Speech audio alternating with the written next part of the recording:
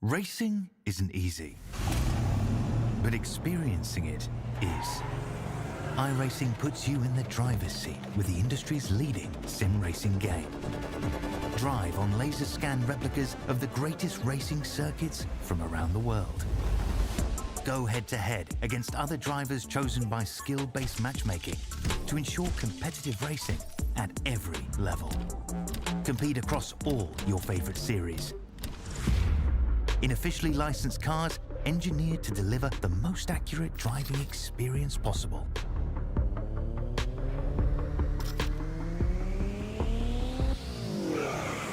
Join a race or host your own with players from across the globe. Race against the computer or in a league with friends. Feel the thrill behind the wheel.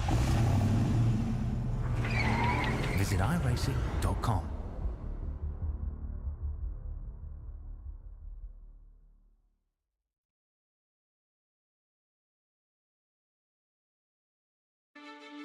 Good evening, ladies and gentlemen. Hello and welcome to the grand finale. Tonight, we're going to be crowning a couple of champions. It's going to be the F3A Silver who get their opportunity to go out and go hard at things first. And we're coming to you from a lovely wine-growing region in Spain as well. It's been all over the iRacing scene of late, and it's going to be all over the iRacing scene just a little bit longer in terms of this week as well. It's the Formula 3A finale coming to you live from Jerez in the Andalusian region of Spain. And track temperature's a little bit cooler than last time out at Portimao, but hey, it's the tail end of spring here over in Portimao, Dave Roberts, and it is a lovely region to go holidaying in. I don't know, I've never been there, but gee, I'd like to. They've got some great racetracks in Spain, and they're all motorsport mad. What a great place to be. Isn't it brilliant? It's absolutely brilliant. Yeah, look, I've never been here. I'm not going to lie, I have never been here, but I've been here so many times in the sim, and I still want to go back, and I still want to go for more. Did you know that I actually tested some of the AirPod-style safety barriers here? Was actually one of the tracks that they came to test, which was really, really interesting, I thought, when I was doing research for it. And one of the reasons for that is MotoGP in and of itself. MotoGP is incredibly important in terms of things to make sure that you've got those air safety barriers. Yeah, to not only have those air safety barriers in operation, but also available to us is incredible. Yeah, and it's also, this was also the circuit where Martin Donnelly had his huge accident in the Camel Lotus. I think it was the Camel Lotus. And it was around the turn 11 and 12 there, Creville or Ferrari, and the car was broken apart, and Martin was basically lying in the middle of the road. It was one of the most horrendous accidents I've ever seen. And I've spent a bit of time with Martin when I was in the UK, and lovely, lovely guy, and it was so good to see him step away from that. Yeah, and in terms of things, this is the circuit and the layout, and as well, it's a brilliant little spot. In terms of the F3A Silver, what we're currently looking at is going to be really, really important, I think, in terms of things. 30-car field yet again, the Silver guys, pre-qualifying with the fixed sets as usual, and 4-lap solo qualifying, enough time to get those tyres up to temperature and give everyone an equal opportunity, which is incredibly key. And then we're on to a 30-minute race. Fuel restrictions tonight will be a single stop, or has been right the way throughout the season, but when that stop comes, there is an opportunity for a safety car tonight, but I think if it doesn't come on lap 1, we're not going to be getting one tonight. Yeah, it's quite a wide track. It's incredibly flowing track and a lot higher speed than you realise. You know, once you come out of turn 2, 3, 4 are flat, 5 is almost flat. Big long straights. You spend a big portion of the circuit here really wide open on the throttle, and the run back towards the start finish is again incredibly quick. So especially with that silly little chicane they added later on, we're running the MotoGP, as you said. So here we go for the grid. I'll leave this to you, Scott. Yeah, final qualifying performances of the season, and yet again, not to be surprised, it's going to be the Webb brothers who qualify up on the front row. No, it's going to be Jordan Mazzaroli who actually comes through and knocks them off, because he is there and he is still quick. Wanted to still make sure that he was in contention and surprising everyone late into the season. Be interesting to see how he goes. He's had a lot of issues with sort of lap 2 and onwards, so that'll be something we'll keep an eye on. Harry Lawrence and James Chastanoff off of row number 2, and have a look at the margins between those guys, 0.004 of a second. We'll throw it back to row number 3, the deepest that Curtis Webb has qualified in the field thus far this season, off alongside of Matt Morris. It'll be interesting to keep an eye on this one to see how this unfolds as the night goes on. Chris Mitchell a little bit deeper in the field, off alongside of Damien Cairns. That'll be interesting. I always love seeing Damien Cairns do well, so I've always got my eyes out for him. Robbie Griffiths off alongside of Josh Fitt are going to round out the back end of the top 10. Then we move a little bit further afield to Jack Humphreys and David Baz. David Baz has not had the easiest of seasons as it looks. We'll see if he can get a good night tonight. Another guy, Callum Newton, in behind him. Alex Stevens in behind him as well. From there, we move a little bit further afield to Leith Hardy and Will Ryan, 15th and 16th, getting close to a second off that lead lap pace, which is quite difficult to master. From there, Chris Barnes and Martin Lipsky are going to be out of 17th and 18th. In your final qualifier, Lam Nguyen off of the final row of the field. 19 cars in attendance here tonight. 20 seconds before we get rolling. Those are the flags up in the background. It's a lovely region to go holidaying. My apologies. I thought we'd only be about 20 seconds away. I've messed that one up. Happens sometimes in the commentary. I did notice when you're going through the grid there too, a couple of those new McLaren liveries, a couple of boys have got those in the cars tonight. That'll be something to look out for and keep an eye on. That's the Monaco livery, the Senna livery from McLaren here on the F3 or the Formula Super Light as it's better known. And also, they've had the first round of the Formula Super Light in Japan. It was a great success. So the cars proved to be good in the real world as well as in the unreal world. Yeah, and I bet you there was a fair few of them that did some laps on iRacing to prepare for that as well, because why not? It's cheap. Lots. The only testing they could do, because they had a little problem with the bell housings when they released the car first, and they were having some bell housing breaks, so they had to re-engineer the car, delay the first round. So now the front row of the grid has taken their position in there. Declan sitting right on the front spot with a little bit of a head start over Mazzaroli there in second, because they don't grid up 2 by 2 as they used to. And the old days, they're in a sawtooth layout these days. Yeah, and hello to everyone out there in the chat that's joining in for the final round this evening for the series. In a couple of weeks' time, we're going to be going across and starting to run in the Formula 4s. The lights are going to start to come on now for the conclusion to the Formula 3 Australia season. Lights are out, and it's away we go. Run off down to turn number 1. Mazzaroli got an okay getaway, but Harry Lawrence got a better getaway from row number 2. And that's who we'll be trying to follow as they try to feed their way down in. Very very tight at turn 1, and Mazzaroli did not get that car tipped in well, and now he's potentially going to lose another spot to Chastanov. Lawrence is down the inside, Declan Webb ran wide, and I tell you what, Harry Lawrence from the second row of the grid, he's got the nose of that car ahead. Hang it high, wide, and handsome around turn number 4. He'll get the inside at 5, and that might finally get the job done. They're still all checked up, still mega packed up. The dirty air is everywhere, and finally Harry Lawrence is going to lead his first lap of the season.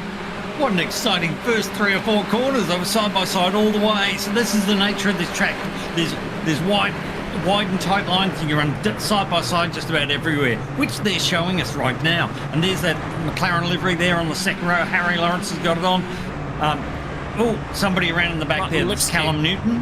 I thought was apologising to somebody. So there's a few cars that were involved in that one. Newton was one of them, and there's Lipsky as well. A little bit of cold tyre.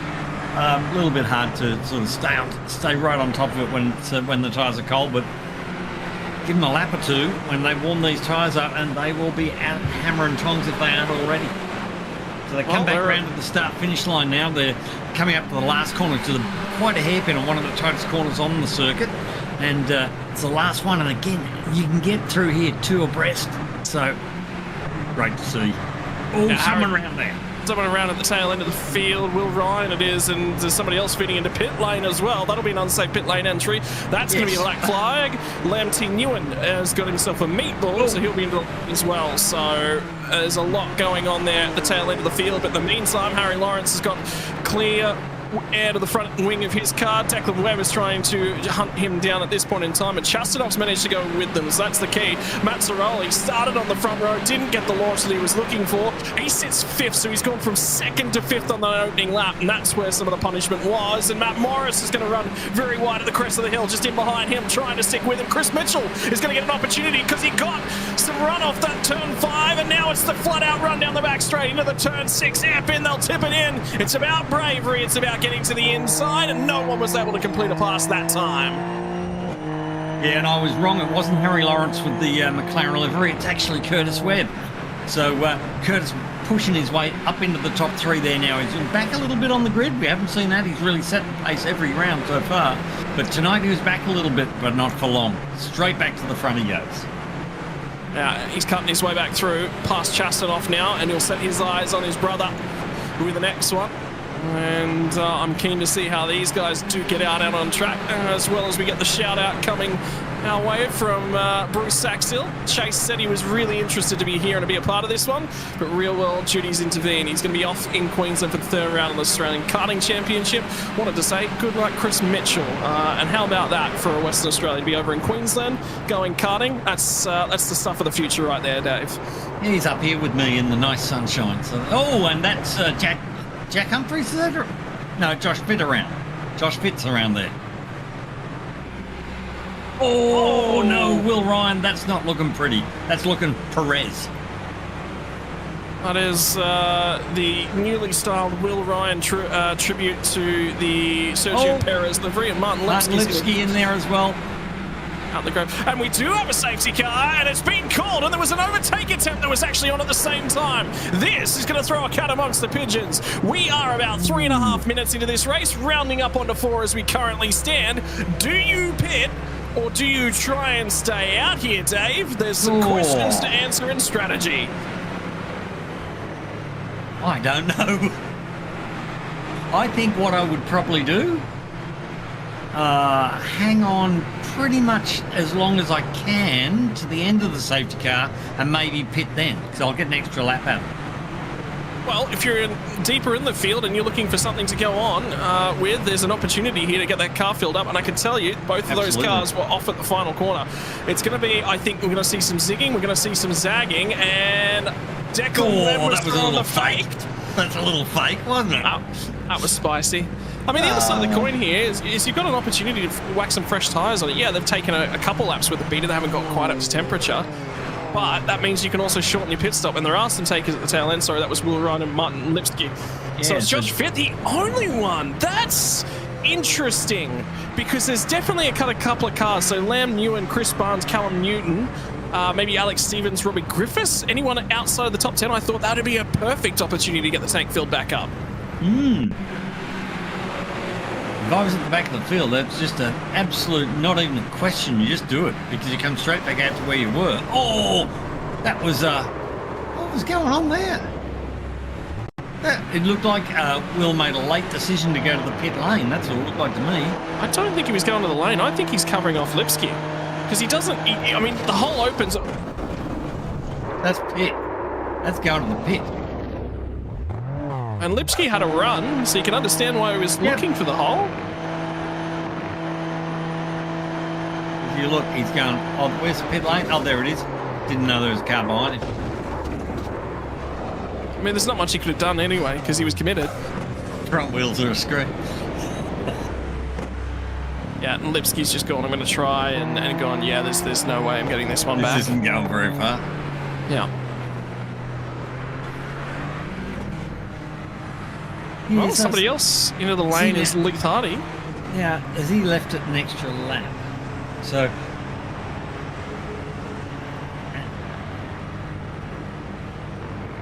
So they're now going to do the wave buys on the safety car and hoping they can get it done and get back to green at the end of the lap. So that's Will Ryan just passing the safety car now. Is there any other wave throughs going on here? Yeah, we've got another one that which looks like... Okay, so there's only two. So it was... Yep. Will Ryan and Martin Lipsky were the two, that were in that incident. So that's going to cleanse the field of any lap traffic, which means it will be car on car as they exist inside of that field. For Will Ryan and Martin Lipsky, they're not going to catch the tail end of this train for sure, and that safety car will be pulling away in just a few moments. But in the meantime, it's going to be a reset in terms of the field, and Harry Lawrence will have control. And I can tell you, Harry Lawrence has got some restart practice. He was looking at my gearbox last night as I led the field back to green a number of times in IndyCar there, Dave. Were you driving the safety car? I was driving the Indy. I was in the lead, thank you. Get out. Ah, dear. So the Silver Live points is a quick looking at what the point standings will look like right now, and I haven't actually seen Chris Island out there in the field either. No, so he's not out there. Which means that Harry Lawrence has basically got a 16-point window that he can hang on to, and he will get third spot in the championship. It's going to be quite difficult for Matt Morris to move up in front of Chris Island. I'd say that one, he's basically going to have to win to get that one out of the way. And there's not a huge deal of shuffling in terms of championship points. Towards the tail end of the field, though, Humphries versus Chastanoff. If Chastanoff can pick off third spot, or Humphries falls outside the top 10, that'll be a swap in the championship standings, which will be really interesting to keep half an eye on. Right, safety car is in the pit lane. We are going to be going green flag racing here in just a few moments, and Harry Lawrence is going to be holding them, I think, for a long, long time. The apex of the final corner might go a little bit sooner than that. Who knows? Still holding them at 60 Ks. Yeah. You know, hold them right to the line by the looks of it. Here we go. Not all the way to the line, and I like this call. It's go somewhere where they don't expect it, and he's done exactly that. I like that. Did you learn that off you last night? Yeah, actually. Hold them, make them think that you're going to go when it goes green, and go just a fraction earlier than that, and you'll catch the ball by surprise. He's done the job. So, for the meantime, now it's going to be interesting to see whether or not, whilst Curtis Webb didn't have the pace in terms of qualifying, if he does have the opportunity in the meantime on the tail end of the field. A couple of guys with dramas on the opening lap. Josh Fitt has got a fresh set of rubber and some fresh fuel in that car. Will be strategically better off than a number of drivers around him. What's the opportunity looking like? By the way, we're 9 minutes into this one, so coming up on the strategy turntables, and here comes Callum Newton. We'll fire it back to the inside. He'll have less fuel on board, a little bit better straight line speed, but great on the brakes from Josh Fitt. Nearly touching up ahead as well. There's someone pulled a line down at the back end of the field. Mazzaroli's missing a rear wing. Mazzaroli's lost the rear wing off that car. And I don't know if he knows about it. And that might be Matt Morris who got in the rear bumper. I think it is Matt Morris who's dropped out of the standings. Actually, no, Matt Morris still hangs on to 6th place as it currently stands. So it was behind him. Might have been Humphries who got in the back end of him there.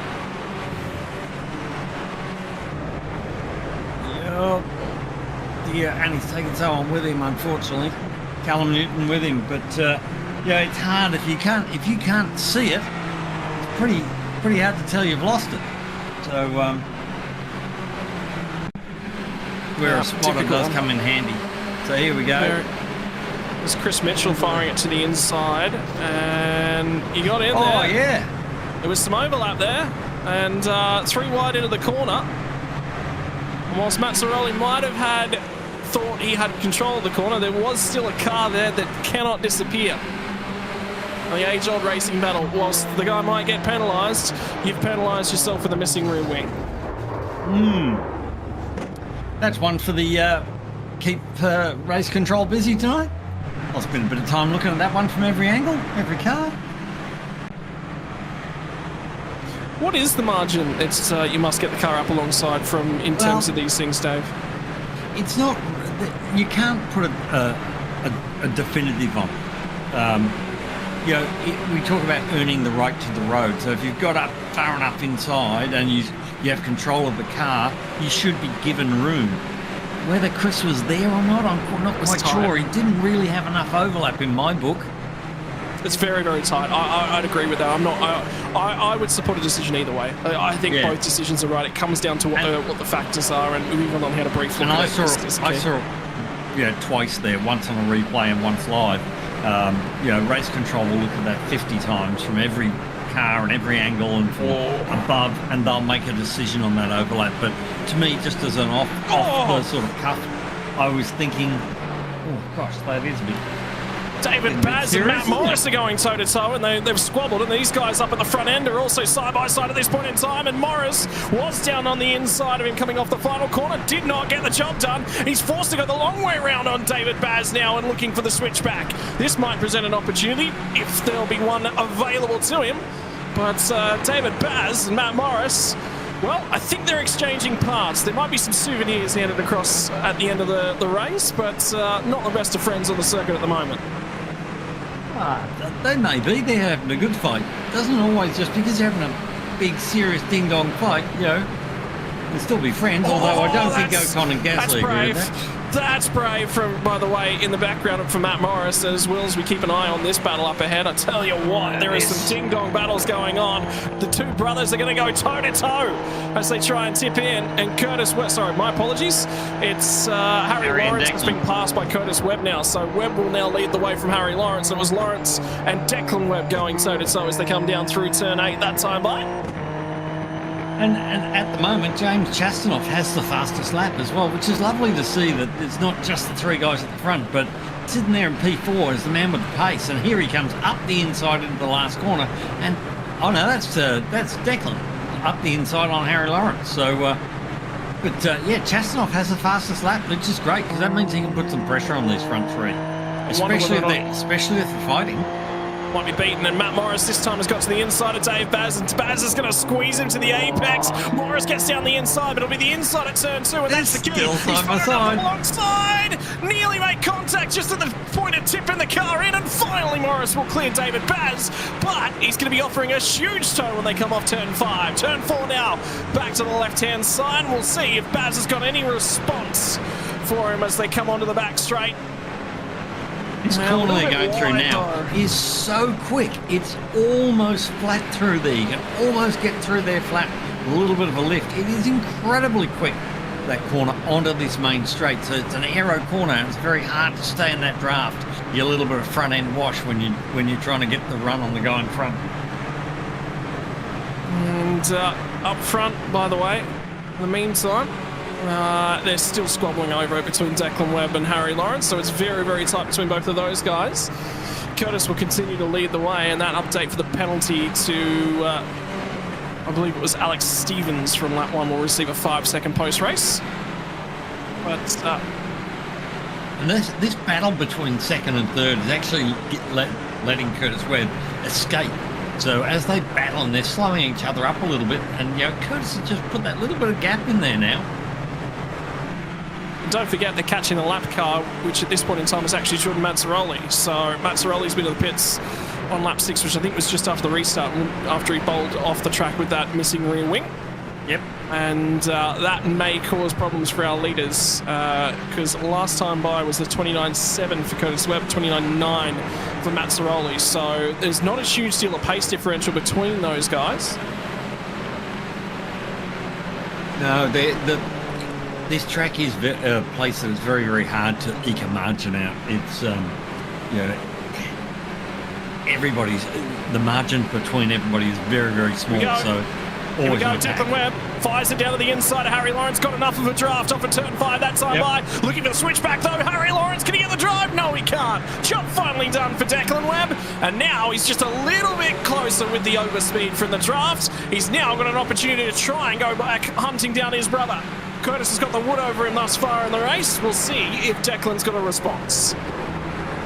Yeah, so now it's a case of if he can get a bit of a clear run and Harry sort of drops back a car length or two and gives him a bit of breathing space, he can start to mount attack on his brother in front without fear of being overtaken by or challenged by Harry back in third, which he's done that gap. That's a big dive under brakes and pretty close to the back end of that car. I wonder whether or not Curtis might be saving just a little bit of fuel, trying to eke it out another half lap, and here comes Declan Webb in the meantime, is right underneath his gearbox. So check it at the back end of the pack with Will Ryan, who's still kicking around. Well, let's not forget that in qualifying and in practice there, that Declan certainly had the pace over Curtis.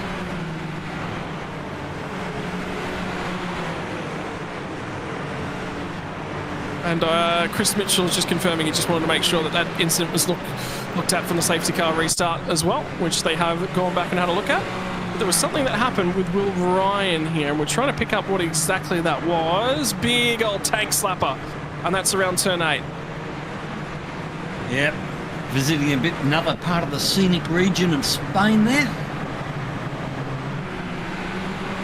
Now, I don't know, look, this beach is not too far from here. They're absolutely picturesque, but beaching yourself in the gravel trap is not going to get you there. Beach on the right, that looks like sand to me. It's the surf part that's missing. And look, they've got the Miami. Curbing. They've got that's the Miami waterfront. All we need is a few fake boats, and we'll feel like we're right on the waterway. Oh, I'm sorry, but I watched Miami, and so American.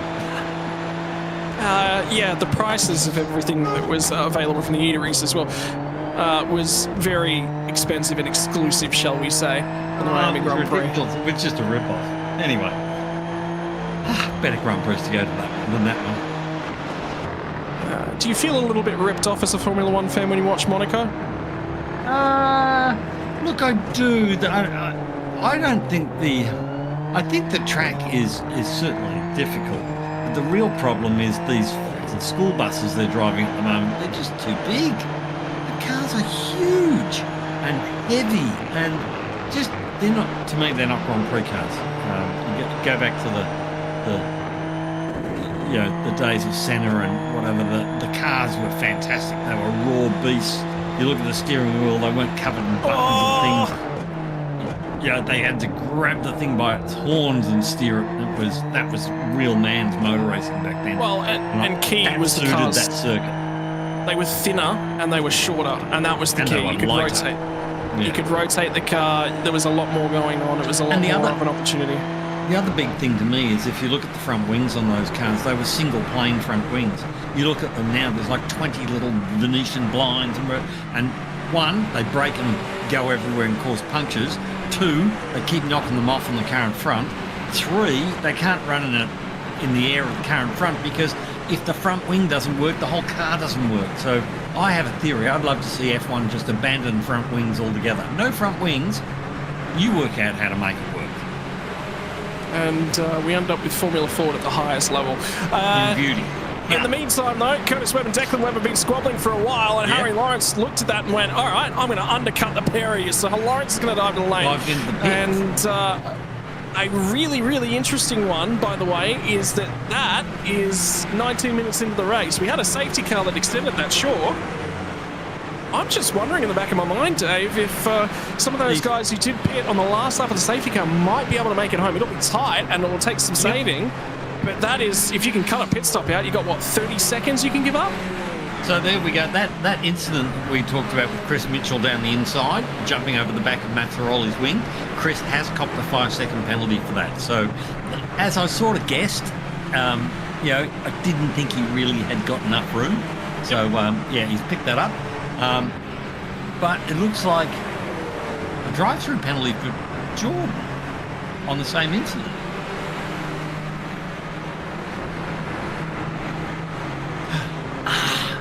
Right.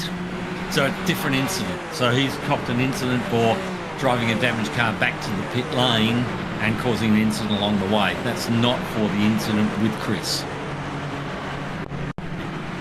That's a tough one. That's what it was. This is Jordan with no rear wing. There we go. So There's Jordan on the outside with no rear wing. And he's come down here. He'll lose. Yep, and he's going to clobber. Yeah, that's fair enough. That's absolutely drive-through penalty. I was going to say, driving on the racing line with the damaged car when you're actually not 100% sure how damaged the car is, very, very difficult to give up. But yeah, look, I mean, that's a tricky situation that he's in. By the way, Leith Hardy has popped out a significant chunk of time actually ahead of Harry Lawrence. No, sorry, my apologies. My apologies. I was thinking Josh Fitt. I was actually thinking Josh Fitt. Josh Fitt, if he can save enough fuel here, by the way, he's 8 seconds down the road. Now, the last time by, he... 14 seconds back from the leader. Yeah, I think if Josh Fitt can get this car to the end of the road without another pit stop, he's got a shot. He's got a shot to win this race, but he's got to get there. Everyone else, by the way, fell by the wayside in that safety car restart, had incidents on that restart, or hasn't been able to maintain the pace. So whilst Josh Fitt's lap 1 didn't go his way, now he's in with a shot. Yeah, I love that about this series, is that we've seen that a couple of times where people have gotten in trouble on the first lap or whatever, but by a bit of smart work with pit stop and being forced to take a pit stop, and Josh stopped on lap 4. Suddenly they're back in the race, and they're back in the race sometimes better than they would have been if they stayed on the road. So I love that. That wild card element is awesome. Well, the way I like to think about it, Dave, and quite critically, is okay, I'm in a bad situation, so let's do something. I haven't got track position, so let's do something different. And that's what it's about. It's nothing to do with I'm at the back, I'm going to be at the back. It's about going, all right, well, I've got nothing, so what have I got to lose? But it also says to you that you don't have to be the fastest man on track to win every time. If you can run in that top 10 there somewhere and make the right strategic decisions and the right decisions on fuel and how to save fuel and stay out of trouble, you got a good shot at winning. The big issue that he's going to have is that he's losing about 2 seconds a lap at the moment to Harry Lawrence. Now, I don't have an accurate lap time because Declan Lewis just popped back out of the pits, but that is a lot of time. And at the moment, he's only about 5.5 seconds up the road from Declan Webb. Alex Stevens, James Chastanoff, and David Banz are all continuing on. And I just don't see a world where they can make it home. Look, I mean, it's possible. Chastanoff's run at 29.4, so there's absolutely no way that he'll go down the inside, fires it to the inside. Curtis Webb, by the way, does right now on Harry Lawrence, and he's not quite going to get that one done. So this is going to be a huge squabble for our race leaders that currently stands.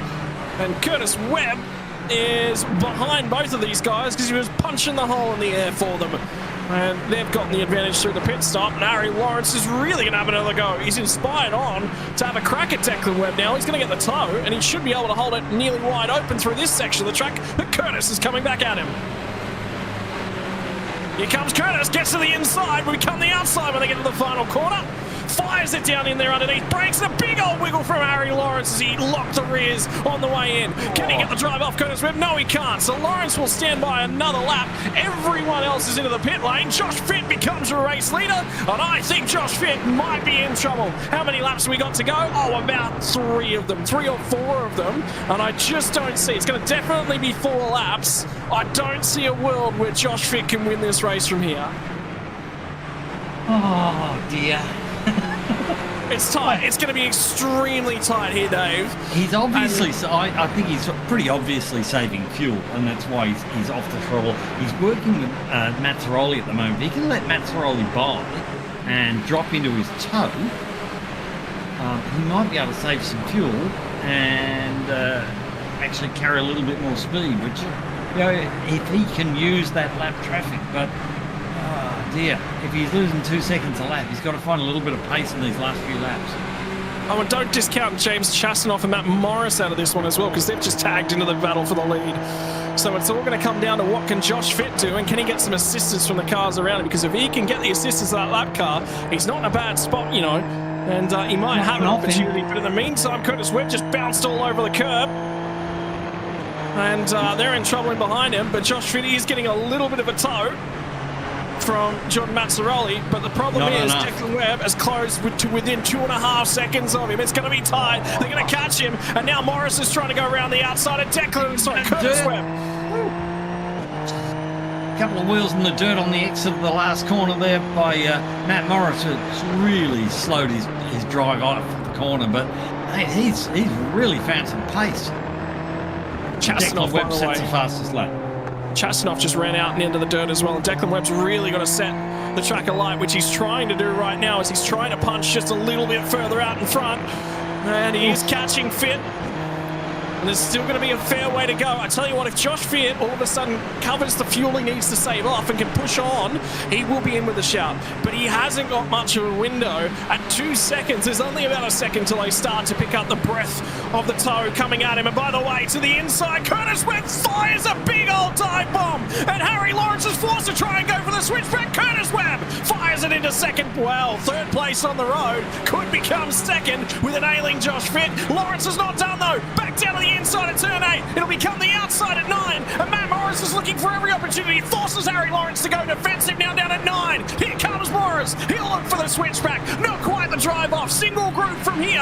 And they all manage to sort it out. Curtis Webb with an outbreaking maneuver from the stratosphere has wrestled his way into third spot. And now Harry Lawrence looks to be the ailing species. He's in trouble. Morris to the inside. Lawrence is going to be on the outside. Matt Morris gets another spot picked off. And now, can he have a go at Curtis Webb up ahead of him? But he's got a cover from Harry Lawrence because Lawrence is coming back at him. He'll chase him to the inside of the road. Now he's going to cover back off to the left-hand side. Morris is going to dive it in. Still manages to hang on to the spot. What has Lawrence got left? Has he got tyre underneath him, or has he cooked those tyres trying to chase down Declan? And Declan is now just over a second off Josh Fitt, so I think he's going to be a lap short, old Josh Fitt, unfortunately. Josh on his day can be a really, really quick peddler.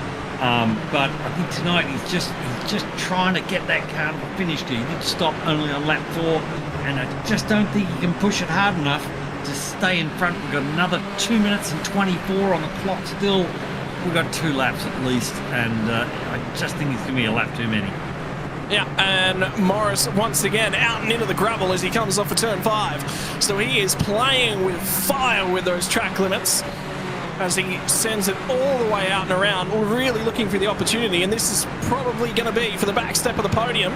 It'll come down to what Josh Fitt's pace is like once he drops in behind these guys. He could be in trouble. Mazzaroli's disappeared off into the sunset because Fitt was saving that hard, so not even the drafting efforts of Mazzaroli was going to be good enough, but here comes Declan Webb. Is he going to just fire it straight to the inside?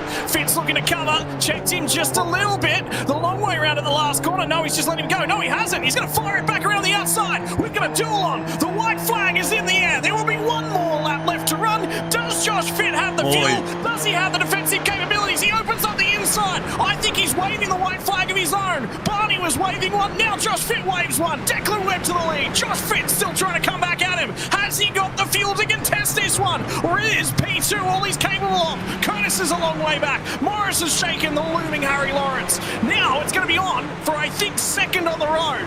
This is going to be quite key, and I think Fitt might have enough fuel. He's capable of staying with him. Will he cough, splutter, and die out of the last corner? Come on, that Josh. Will be huge. That will be huge. Come on, Josh. There's been a great drive, a great calculated fuel drive, and it's been fantastic, and I really want to see him hang on to that second place. And Matt Morris just had a big old dive at Curtis Webb as well. So we're starting to see it. Fitt's not lost a whole bunch of speed. I think he might be okay. With the towed assistance of Declan Webb, he might be okay. But now Curtis Webb's only got a couple more corners left to go, and they're so difficult to get an overtake done. You'd have to say it might be the last corner. He surges a little bit. Is Fitt running on the smell of an oily rag? Is there an oily rag left to him? That's the big question. Morris throws everything at it, but he's going to run out of time. And that's the next battle on the road, as well as Chastanoff and Aaron Lawrence were duking it out. But now it's going to come down to the final corner. Curtis Webb is going to have to go the long way around. Fitt parks it on the apex. Fitt's deep in the last corner. Fitt was extremely deep in the last corner. Loses second. He's going to lose third as well. Morris sneaks it by. Morris is going to get it at the flag. Oh, boy. Oh, Josh. Josh! He had second. All he had to do was pull it up at that last corner, and he had second. He doesn't even finish on the podium. Oh, that's heartbreaking for him because he did such a great job and he just dropped it. That last corner just succumbed to the bit of pressure, a little bit late on the brakes, and ran it wide and all over. The vultures swooped. He's out, by the way. Josh Fitt is out. He got to turn 2 on that lap, so he saved enough fuel. But that's a great job. He deserved P2. He did. He absolutely did. Yeah. He ran a phenomenal race. Oh, that was excitement. And that's heartbreaking. That is only the silver guys, by the way, Dave. There's still another race yet to come. That's motorsport, hey? Oh, it's a cruel mistress. It is a cruel, cruel mistress. Yes. My word. Oh, well. So Declan Webb takes the win over his brother Curtis for a change. Well, in terms of things, the championship is going to be decided. It's going to be Webb from Webb, and I think we're going to see a change. Harry Lawrence is going to step into P3. But on the podium tonight will be Declan from Curtis, from Matt Morris, Josh Fitt, Harry Lawrence, Chastanoff. Lawrence led a couple laps early on, which was good to see. Robbie Griffiths, David Baz, Jack Humphries, and Chris Mitchell rounds out the top 10 as well. And we'll throw it over the page to P11 and on backwards. 11th spot is going to be Damien Cairns. Interesting drive from him. Not the night he was looking for. Started out at 8th, fell outside the 10. Lem Newen home in 12th. Alex Stevens, Callum Newton, Will Ryan, Leith Hardy, Martin Lipsky, and Jordan Mazzaroli managed to get home on the lead lap. Chris Barnes, early retirement, 14 laps down. And that is the silver class done for the season. And boy, that was one of the best races of the season as well. That was full on, wasn't it? 3 and 4 abreast and side by side, every corner, overlaps, letting people through on the entry to pass them on the way out. It was every trick in the book was pulled out tonight. Yep, and we're going to get an opportunity to chat to at least Declan Webb, and I hope we might jump by in a few moments. But your championship standings will be Curtis Webb from Declan. Harry Lawrence sneaks through and steals 3rd place. Remember how we were talking, he had a 16-point margin? He got home just in terms of things from Chris Ireland. Matt Morris will finish out in 5th place. Jack Humphries, Chastanoff back in 7th. Didn't quite get the points he was after. Cooper, Robbie Griffiths, and Jordan Mazzaroli round 8 top 10 in terms of championship standings. We're going to chat quickly to Declan Webb before we jump over to the F3A Pro server. And I tell you what, Declan, that was an interesting old night. You had Josh Fitt in front of you, fuel saving. Were you a little worried that he might be able to go to the end at one point there? Yeah, definitely. There was one point where I thought, oh no, I've kind of stuffed up my strategy again, just like the first 2 rounds. But I noticed I was quite quick in the straights compared to what he was, so I was like, oh, okay. Probably fuel saving pretty heavy. And so I got down to the last 2 or so laps, and I thought, okay, a win might be possible. Mate, in terms of things, the racing's been phenomenal this season. Although I get the feeling you might be trying to qualify for the next step up. Formula Ford's going to be the next thing we set our eyes to.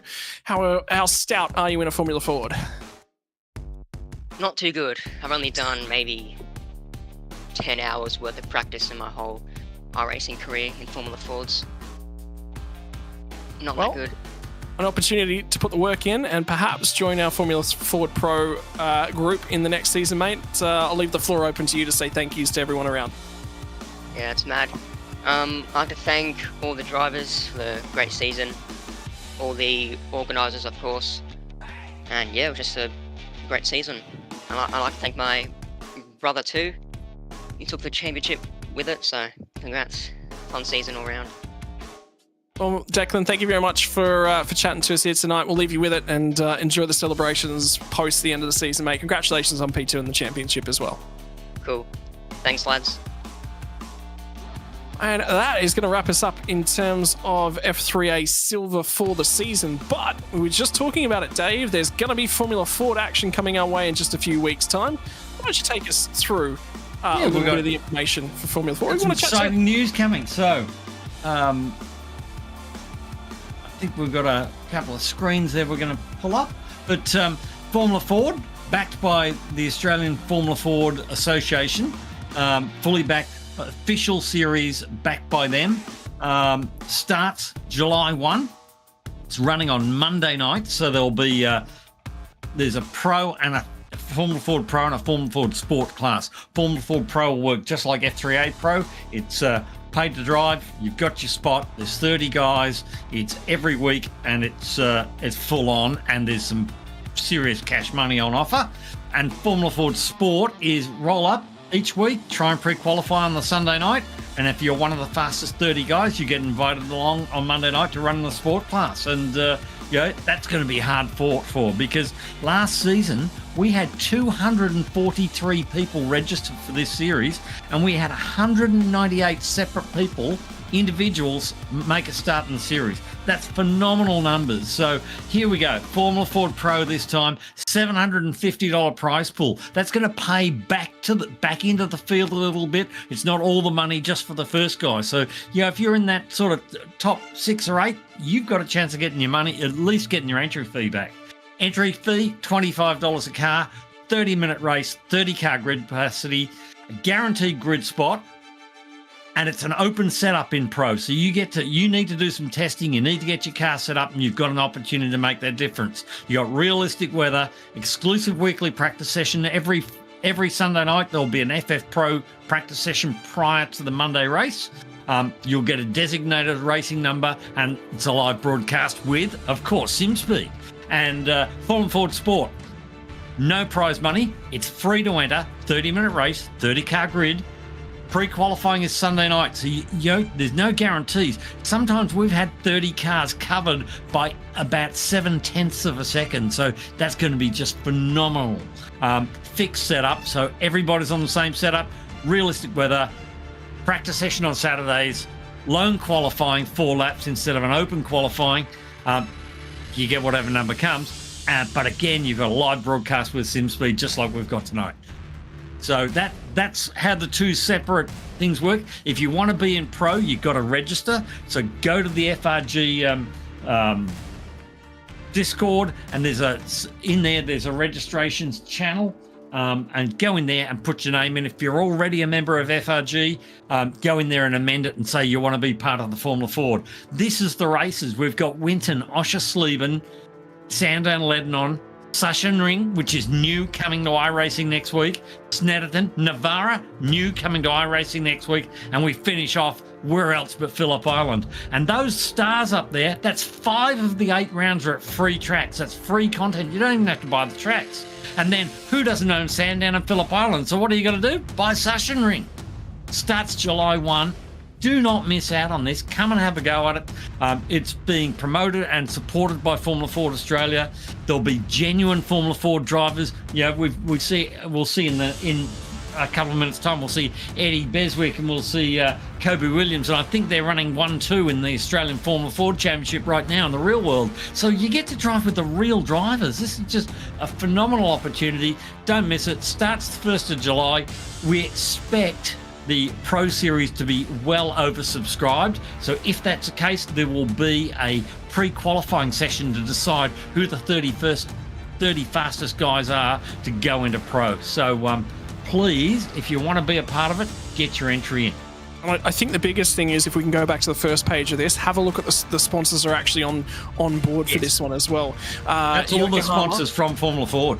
Yokohama, Dick Johnson Racing, Norwell Motorplex, Racer Industries, Castrol, Ferodo Racing, and look at those names that are a part of that, right? That's quite key. If you're going to get into Formula Ford racing, you're going to be noticed by these groups. You can kickstart your career potentially on iRacing. That's what's in the offering in terms of things. You know what else is in the offerings in terms of things for the remainder of this stream? F3A Pro. It's come down to 2. There is not much between the 2 teams in terms of championship standings. It is going to be Fiercely Ford versus Eclipse Sports. Can Kalen Chin and can his teammate Caleb Hydes manage to clinch the championship? Or is it going to be the Fiercely Ford machines? They're on the back foot. They're a few points behind, but anything can and will happen when you come to Spain. You're about to find out. Ladies and gentlemen, qualifying is in the books. The warm-up's in the books. 45-minute race. Open setups. Pit stops coming your way. 21 drivers make the grid for our final round of the F3A Pro standings for 2024. And I can tell you, by the way, as we're kicking into the session, Lee Zeltwanger and Daniel Harris qualify qualify on the front row. And for the first time this season, it is going to be a Lee Zeltwanger pole position for the Fiercely Forward machines. First box they had to tick, it has been ticked. Kaylin Chin from Denny Davis are going to make up row number 2. Well, if the Eclipse SimSport drivers are going to be anywhere, they needed to be on row number 2, and Chin has managed to do it. Denny Davison, phenomenal drive for the Valve Esports drivers. Ewan Baker and Ben Roberts are going to make up row number 3 in terms of things. And there was one name you mentioned just a few minutes ago, by the way, Dave Roberts. Oh, Eddie Beswick, 7th and 8th on the grid alongside of Drew Collins. Scott Bartane and Caleb Hyde's going to round out your top 10. And 10th, I don't think will be good enough for Caleb Hydes here tonight. He's going to have to do some overtaking, cut his way through the field, although qualifying for Hydes has been his Achilles heel. Jack Mara has been quick, and been in chat tonight as well. And defending champion will lose the number 1 plate the way that this one is going. And for Jack, qualifies out of 11th. Caleb Dawson will be 12th off alongside of him. Bailey Evans and Jamie Christensen, 13th and 14th. Giuliano Sinese in front of Caleb Bellac on the 8th row of the grid. Matt Keane and Kobe Williams, 17th and 18th, 9th row of the grid. Lachlan Taylor from John Monday, and Tyson Broad failing to set a qualifying lap from the rear end of the field. And guess what? I'm going to mention it because I know that it bothers the both of them, by the way, as we're going to see the graphics pop up and quickly run through the field. We're going to be going green flag racing in a few moments, but for Tyson Broad, starts off the rear of the road, and his team principal's in here doing the broadcasting tonight, Dave, and he's not had any luck when that's happened throughout the season. Oh dear. So, and you reckon I'm a curse?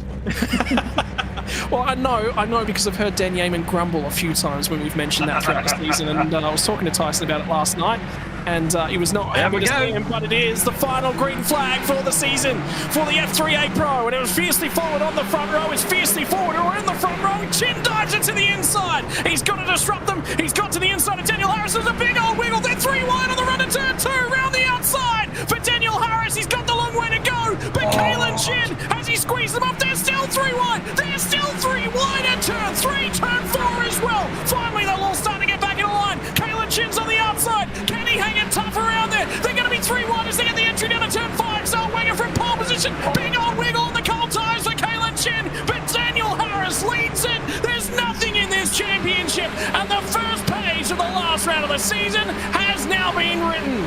3 abreast again. Jeez. My word, they're after it here tonight, and Zeltwanger is in a huge amount of trouble. His cold tyre performance, he is in a world of hurt here, Dave. A world of hurt, and Ewan Baker's having a go at him now as well. I really thought coming out of turn 1, I thought Kaylin Chin had that. He got down the inside, he grabbed the road. Contact! Oh no, Contact! Danny Davison. Danny Davison and Ewan Baker, and I think that might have been Davison that moved over. Oh boy. That's right. Oh, carnage further back. And it's still that's kicking Tyson off. Broad. That looks like Kobe Williams. It is Kobe Williams. And Lachlan Taylor's the third of them. They're all 3 of those cars will be done for the day for sure. Dear. My word. Because there's no fast repairs in Pro. And there's more carnage. And is that Caleb Hydes? I think that was Caleb Hydes. That's championship critical. That's championship critical. Absolutely. And he's got a problem with that as well. Something was just said about the incident at the last corner. I think that the car looks to be tracking straight, unless we went on board and we could see whether the wheel's bent or not. But yeah, that's a big turn up for the championship because he's half of the leading team, isn't he? Oh my! Yeah, I mean he is, and now he's not scoring a point. So everything now rests on the shoulders of Kaylin Chin, and Hydes has got to drive his way. There's 45 minutes in this race. It is long enough, but that is a big ask now from Caleb Hydes. He is going to need a safety car. I don't see them winning it from here, Dave. No, it's not looking promising, is it? But yeah, and no offense to Caleb, but he's struggled with pace a few times, and that was just unfortunate, really. I get the feeling, I was watching from a back angle of that shot, and I got the feeling that Danny Davison actually turns in a little bit on Ewan Baker. Ewan's holding his line, holding the line. See, he just turns in. I think it's just a bit of a racing incident in my book, that one. Yeah, I agree. But, I absolutely agree with you. It'd be hard to appoint blame for that. And then what happens here? Oh, okay. So Tyson Broad's taken the back of Matthew Keane.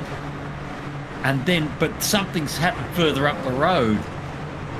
It was the rejoin from Tyson Broad that sort of spelled further doom. It's oh yeah, Tyson Broad, and then and Kobe Williams stuck in the middle of the road. Oh, there is more going on. Eddie Beswick is around. so I think Tyson will be going back to talk to his team owner and apologise for that one. Doing a bit of an Ocon. I don't know about that. I think Dan Yeaman's got some apologising to do. Steps into broadcast for us, and Tyson's championship went upside down very quickly. My word. And Ewan Baker's got a meatball at the moment. By the way, he's going to have to pit for damage repair, and he looks okay. So he's going to have to come into the pits, and I think that might be a front wing. I reckon it's either a front wing or it's damage to the front right corner. Trying to listen to it now. He's saying he's front left. So he's got a meatball flag, and he asked for it to be cleared, which we won't do, which FRG will not do, because that's an iRacing controlled function, and if you get a meatball from iRacing, you got to fix it. So he's got a meatball, whether it's fixable or not in the pits, and then because there's no fast repair, he'll have to wait for it to be repaired. Here he goes into pit lane. You've got to be very careful. It's easy to pick up a slowdown there on the entry to pit lane. It's a mechanical black flag, and that's a lovely view of the back of the grandstand and pit complex. That's going to be an interesting one to keep an eye on. No, by the way, Daniel Harris has broken the toe. He's now clear in the lead. Yeah, he's off. He's just set fastest He got lap one after hand on the fastest lap. trophy. Well, they don't at the moment, because the problem they've got is that Zeltwanger just needs to finish. They both just need to finish from where they are. He's rubbing your nose on his back wheel. He's flirting with disaster, though. The problem I've got here, Dave, is that they both have to finish. They cannot afford for either driver not to finish this race. So at this point in time, they're leading, and that's 5 points back. And then Zeltwanger's also ahead of Caleb Hydes, and that's enough. That's absolutely enough. Just sit there. Stop it. Stop driving in the back of him and getting so close. Just chill. I'll give you the numbers, right? And I don't know if you've got the old point score handy or the point scoring system. Okay, because I was looking to get a copy of that if we could. And that is Eddie Beswick out of the race.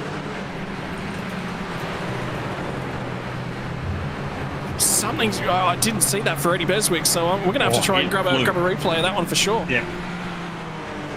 It's coming. Yeah, he got tangled up with someone else. I just saw Eddie in the background fly through the air straight to the fence. So that's him out of the race. Pretty much certain. Here we go. Well, 21 cars started this race, and we've already lost 4. Touch, and that's the bit I saw. Bang. That's an SLM car as well. Who was he around at that point in time? I think it might have been Matt Keane, who is on his way back into the pit lane, and that's not been a good season for that team. And that'll be Keane, I think, done for the day, who also has a meatball flag. That was, I'm sorry, but that was really poor driving by Matthew there. You know, you're on the outside, the car's got major overlap, his rear wheel's almost in front of your front one, and you ran into the outside of it. Anyway. We'll move on with that one.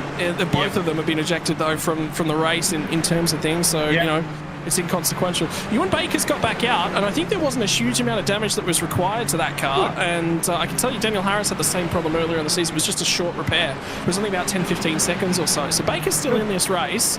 Caleb Hydes is back fringing on the points yet again because he's now up to 14th. So it's not over for the Eclipse Sim Sports. So the numbers that we've got is, in terms of things, we're going to talk to you about the points they possibly can score. So first on the road, 25 points. Second will net you 20. Third will get you, I believe, 16. And then it's 13. So first to second, 5 points back in favour of Fiercely Forward. They need 7 points to take the lead outright on the race. 6 will net to a tie. We'll move to tiebreakers from there afterwards. So they're scoring 5 points to Kalen Chin. Zeltwanger, by the way, Caleb Hydes is only scoring 2 points at the moment, so 16 points placed 2. Whenever you're talking about team racing, you compare your lead 2 drivers, then your second 2 drivers. Gives you a really, really accurate representation. And right now they're scoring 41 points as Zellweger's going to try and go the long way round and doesn't quite get the job done, although he's still there, is Zellweger, and he tried to get underneath Kalen Chin. What he's got to know is any contact here is season over, and I wonder if that's not working. Chin is struggling for pace at the moment. Daniel Harris is gone. He's 3 seconds up the road, nearly 3.5 seconds gone, and nearly gets his front wing chopped off to Lee Zellweger. This is, boys, there's a championship in this, and they're racing. Can someone jump on as his spotter and tell him just calm it? Although it's... Right, so those are the points that the drivers are currently standing, scoring down the bottom. And so 25 plays 20 for our leaders. That means that Zellweger must outscore Caleb Hydes by 2 points. On the tail again here. He's scoring 13 more, and he's going to try and nick some more points back off Kalen Chin as well. Gets to the outside, doesn't quite get the job done. Looks for the switchback. By the way, Ben Roberts has taken half a second on the last lap out of these two if they've squabbled for it. And right now, oh no, he's going to turn him! He's going to turn him! He's going to probably get a penalty for that. And he's lifted, and I wonder whether or not there might be damage to the front end of the Zellweger machine. This is just all kicked off. Remember what we were saying about 30 seconds ago? Don't make contact, you don't need to squabble for it. Well, there's contact now being made, and Ben Roberts has eclipsed the both of them. And Lee Zellweger's in exactly the same place as he was before, but now he's got a potential penalty. Oh, that just complicates things. And he didn't need to do anything. He absolutely did not need to do anything. Didn't need to do anything major. They had it. All he needed to do was finish third on the road, and that was more than enough. Have a look. That's a straight. Mate, if he doesn't get a drive through, that'll be a monkey's uncle. But anyway. Was it just me, or was Chin not on the gas as well? Oh no, the momentum's already built. No. The momentum's already built. My apologies. That was that first shot that made it look like he was standing a little bit still. Well, Chin's back out there and still turning laps, and sits 7th as it currently stands. Yeah. All that we do know is that's going to be a slam dunk penalty, but the severity of it is going to be interesting. And the thing is that obviously Zellweger will get some sort of penalty for that. I think you and I would agree on that one without a doubt. But the thing is, the real damage is Kalen Chin, because Kalen doesn't get points back. You know, he's now gone from being 2nd to being 7th. Yeah, and that's a big one, and we're hearing that Kalen Chin might also have more damage than just that. So we're going to have to keep an eye on everything and just see what the lap pace is like. But if Kalen Chin cannot... He's struggling. He's really, really struggling, by the way, because Caleb Dawson's just driven by him like he's standing still. So it's over. I'd say it's over for Kalen Chin now. I'd say for Eclipse, it's not the way that Fiercely Ford would want to win it. From my mind, I mean, it all rests on Hydes getting up there and nicking the win. If they're going to win it now, he's actually got to win the race.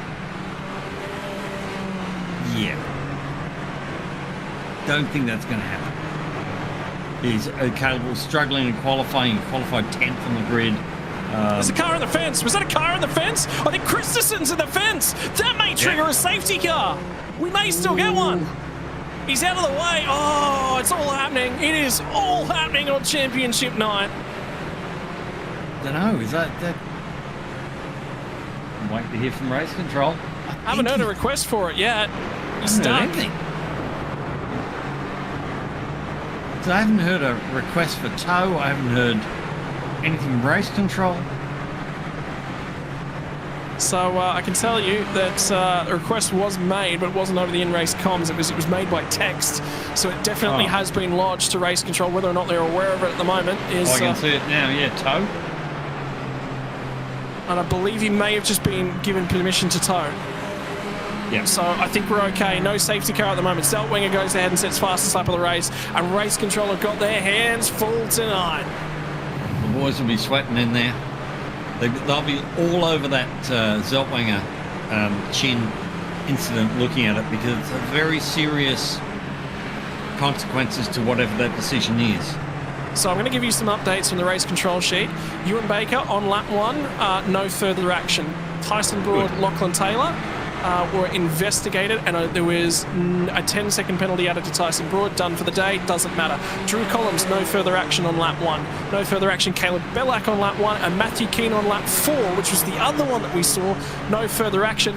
Update is coming through as we speak. So we'll get an opportunity to talk about this one in just a few minutes, because it's going to be relevant to the title. It's going to be relevant to the championship fight. And it's just been reported in Sim as well. It is a 10-second penalty for Lee Zellweger. And I think that's the nail bang on the head. It's the problem you've got, Dave, is that you cannot take Chin's damage into account. No, you can't. But my point was that no matter what penalty they give to Lee, the real damage is what it's caused Kalen Chin on the road. He's 4 seconds a lap off. Yeah. The quiet mover here is P7 again, Mr. Mara, sneaking his way up through without telling anyone. And there'll be somebody in the background enjoying some Snackachenny chips who have been enjoying them out in the YouTube chat land as well. He's so quiet and sneaky in the car, but get him out of that bloody cockpit. You can't shut him up, can you? It's like he does all this talking out on the racetrack. Typical Kiwi. Well, in the first 15 minutes, it's all happened, and then all of a sudden, it's nearly like a quiet's descended on the racetrack as it currently stands. Sinase is up to P8, which I think is best position so far this season. He's sneaking in closer and closer to Jack Mara. Drew Collins doing well again. We saw is done for the day, by the way. And yeah, you're right, Drew Collins up to 5th. Oh, and by the way, Scott Bartain. He sits relatively pit lane on the podium as it currently stands. And Roberts into the lane. All right, so it's all happening. That's an early stop from Ben.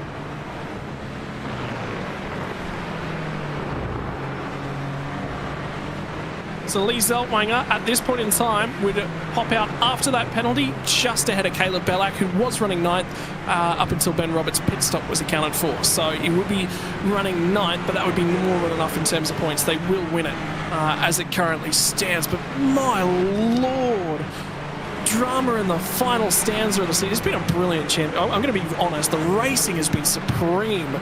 And for it to end that way, no one will be happy with that for sure. But that's racing sometimes. And it'll be interesting to hear a bit of feedback at the end of the series. We made a very, very serious decision to go with no fast repairs for the Pro Series. I personally really like it because it puts a bit of consequence upon us. A desperate move. The racing's still been fantastic, but it's just I think it's been a bit cleaner in general. And I like the fact that you have an accident, you have a big accident, you rip the wheels off, you're out of the race. That's what it is in the real world. Yeah, I'm a fan for that. But it'll be interesting to see what people think, and we're happy to listen to anybody's feedback. Those little decisions like that haven't been made on Formula Ford yet. But I'm really looking forward to the Formula Ford season. This is going to be a cracker season. Great circuits. The racing with Formula Ford is fantastic. This car has proved to be a fabulous car. This new Dallara F320 has proved to be a really, really good race car that rewards good driving. It's been super competitive. I think everyone's really enjoyed driving it. It's a very stable car too that allows close racing because it's good and stable. But I'm looking forward to this, seeing the end result of this, which is still up in the air, and I'm really looking forward to seeing a few of these guys out without the wings on. YouTube chat, by the way, for Scootery DSR Snackachenny. Flavour of the day is the Texas Barbecue Ranch Slider. Always love to see. Marketing done well. Marketing always done extremely, extremely well. And message from Jack to Cher, you're a legend. Because Cher has called him the Sneaky Avenger. Well, yeah, Rue and I actually don't believe these chips even exist. We reckon it's an air product because we've been promised a box of them for so long it's not funny, and we've never seen a chip at all. So we don't actually think they even exist. For a product that doesn't exist, I've heard more about them than I have some products that do exist, so take that as you will. Yeah, so there you go. Here's my challenge to Jack Mara. Prove they exist, buddy. maybe Ewan Baker's not been doing so well this season because he's been introduced to Shaq chips. Yeah, well, I'll leave that one with they you. haven't got haggis flavour, have they?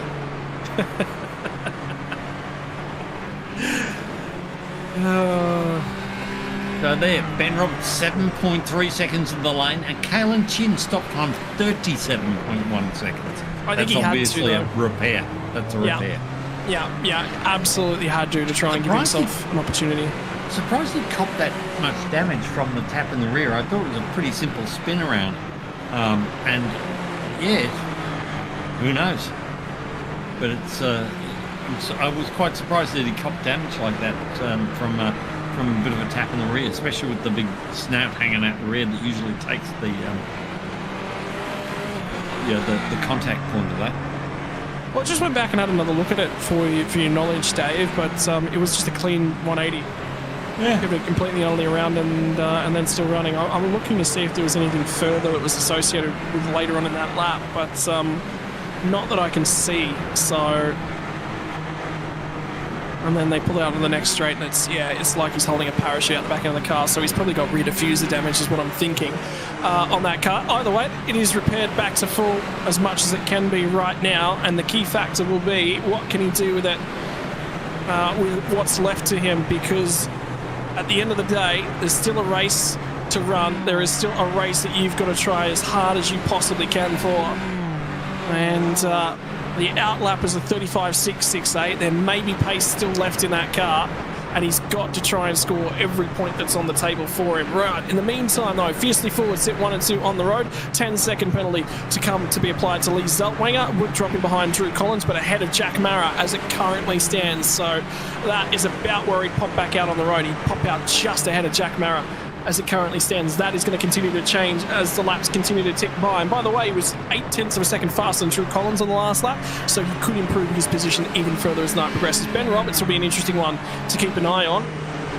At this point in time, sits about 10 seconds behind Caleb Hydes, but he's already finished his pit stop, so he's nearly cleared Caleb Hydes by an entirety of a pit stop. And the lap speed, by the way, still really, really good from Ben Roberts. 1.6 seconds faster on the last lap than John Monday behind him, and 0.3 of a second with more fuel on board at a Caleb Hydes. So there is still some speed in the SimRigs DPR entry.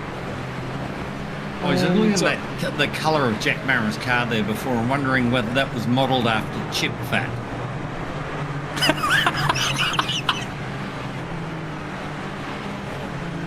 Depends if they're baked or fried, I suppose, would be the real question. Oh dear. Potato products, though. I'm always a big fan of potato Good little products. battle here with Danny Davison and Caleb Dawson on his tail. And this is a recovery effort for Danny Davison as well. Yep. And he's nearly caught back up, by the way, to Scott Bartet, who's only just up the road. He's had from some him. fantastic speed at certain races along the way, but he's just been unfortunate to be in the wrong place at the wrong time a couple of times, which really sort of ruined his momentum in the championship. But Danny's been an absolute star as far as his speed, super quick. Certainly at some of the early rounds there, he was flying. So good to see, and I hope they've all had an eventful and enjoyable series. So there's that chip fat. Look at it. I think it's going to be harder to get you to stop talking about that car now that you've... the colour's different. I will mention that. It's not your typical Kiwi sim racing blue and silver. Or black But, end. in the meantime, Daniel Harris does lead the way and leads the way by about 6 seconds back to Lee Zaltwanger. The key factor, though, is what are the lap times comparable like with Ben Roberts? And he has been pulling time on Ben Roberts, and that's the big old key as we get towards the halfway mark. In fact, we are bang on the halfway mark of this race right now. And there it goes. So 22 and a half minutes in the books, and 15 laps about in the books as well. The fiercely forward guys have presented beautiful vehicles, beautiful livery all season. They've been so focused on actually, really making an effort, trying really hard. Remember early on in the series where they had incredible straight line speed, which we all sort of found out later on that they worked out a way to get extra straight line speed out of the current setup, which was great to see. But they put the time in to find those things, and it's been a really, really good series. I love the open setup point of this too, where most championships are fixed, but the open setup for Pro has been really, really cool. And update a number of drivers that are still in the session. Matthew Keane still running, 5 laps down as it currently stands. He's been in the pit lane for repairs to that car, back out on the racetrack. The other driver we were just looking at was Lachlan Taylor, who is also back out on the track at the moment. He is on his 3rd circuit and he's 13 laps down, but still out and on the track, and that's the key to this one. But Scott Bartain at the head of this little pack at the moment. John Monday has just been cleared by Bartain. And now Bartain will have an opportunity to try and see if he can chase down Ben Roberts, although Roberts is now 7 seconds up the road, so that may all be done. He's got Bartain's teammate in Danny Davison closing in on him, so he's in that little Valve Esports sandwich there. A difficult spot to be in. And I get the feeling Danny Davison will be wanting to press on as soon as possible. So, of the cars, apart from Ben Roberts, who else has taken a fuel stop? Ben's just jumped a couple, so Sinise and Collins have headed for the pit lane, so that's 2 more in pit lane. Yeah, so Ben's the leader of them, followed by Scott Bartain. Drew Collins is going to pop out actually right in behind Bartain. So that's worked out for Drew quite nicely. And then Danny Davison has also taken his stop. This is going to be a tricky little battle pack to manage because in the middle of it, John Monday still yet to stop. So he's a little bit off the pace. And managing that traffic in the middle of a pit cycle is going to be quite key. So Danny Davison's got some work to do, and he'll have to do it quite quickly. And we'll keep an eye on this one as we're keeping an eye on another battle pack, which I believe is Caleb Hydes at the moment. Going by Caleb Bellac. Yeah. And not too much of a fight put up by Caleb Bellac, but we'll have to jump back to that Danny Davison pack because he's now just managed to clear John Monday. And so next target on the road for Danny Davison will be Drew Collins, which will be an interesting one to see. Because Drew's had the pace tonight. He's been up in that sort of top 5. But mind you, Davison was up there. This should be a really, really sort of well-paired challenge, about the same pace. But at the moment, Danny looks like a little bit warmer tyres, a little bit more in the groove. Going to go to the outside for Danny Davison at the last corner, looking for the switchback, looking for the drive. The run out. He's got the run. He's got a lovely run out of there.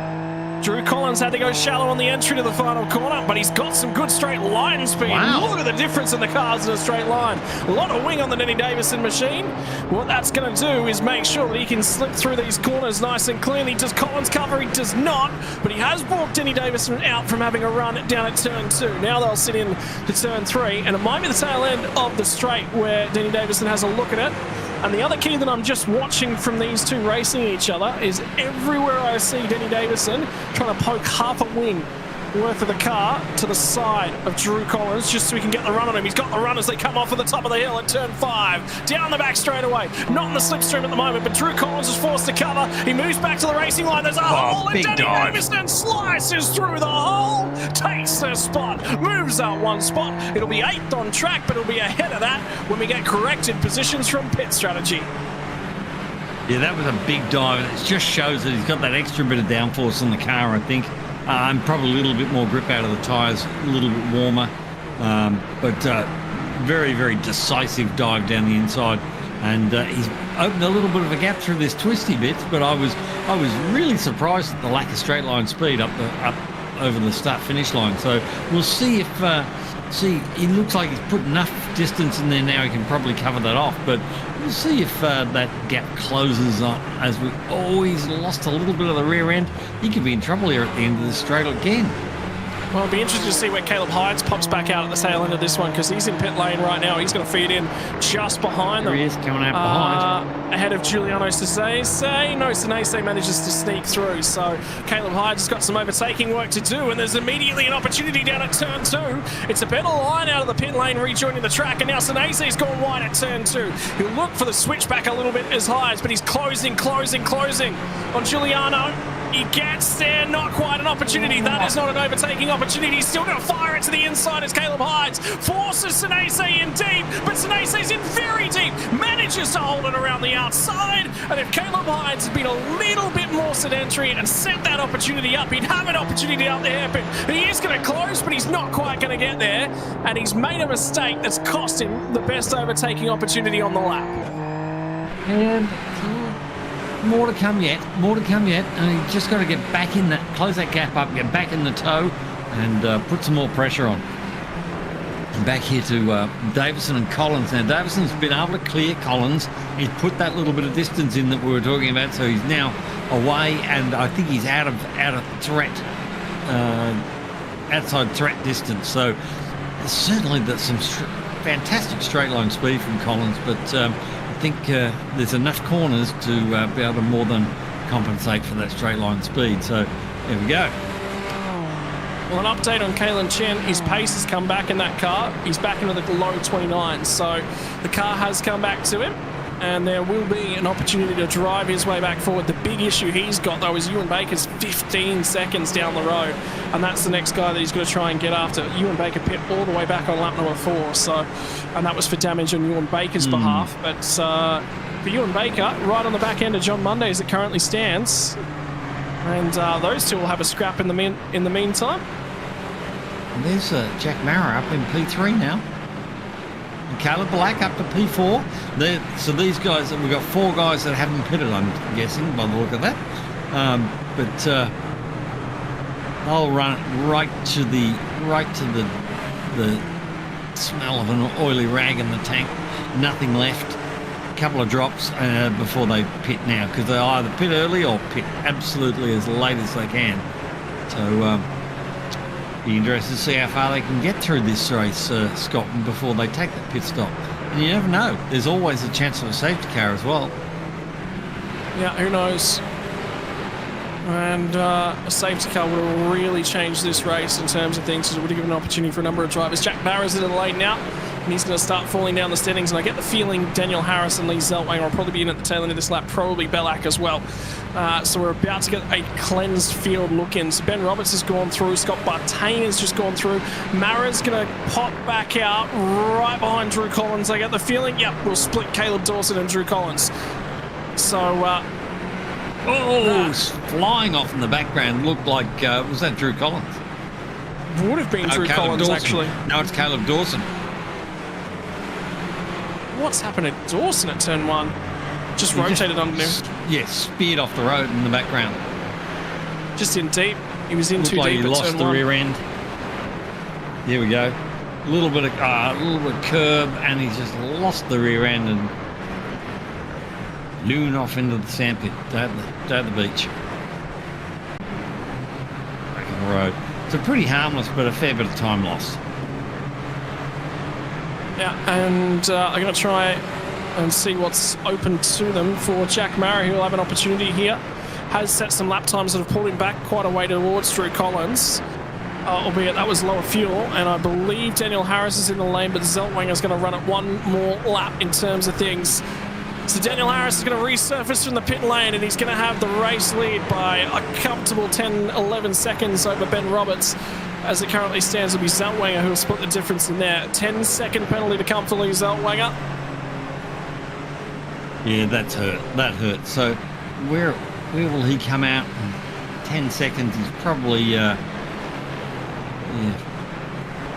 going to be back a fair bit of the fair way.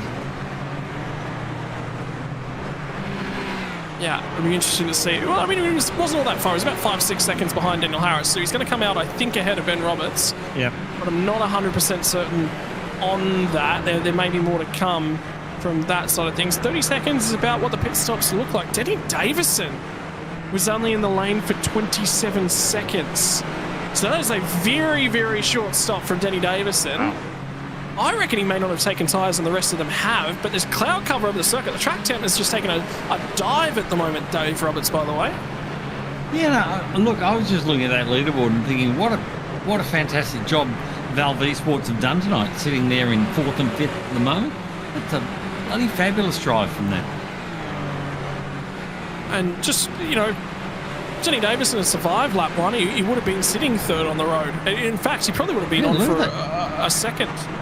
Look at the weather down there. The temperature has absolutely dived. It started off at 48, and it's now down to sort of 22. Or can I not read the weather? Yeah, so that's air temp, and it's 35 degrees Celsius track temp at the moment. It wasn't up and above 41. It was about 44 degrees when we started the race. Wow. It's dives, yeah. Lovely Melbourne afternoon. I've experienced the 4 seasons in one day. The town I went to university in was in a little lovely place called Armidale in northern tablelands of New South Wales, and it had a very Melbourne vibe to it as well in terms of the weather. Guess where we moved from there to? Melbourne. Yeah, so we were prepared for the weather conditions when we got down there.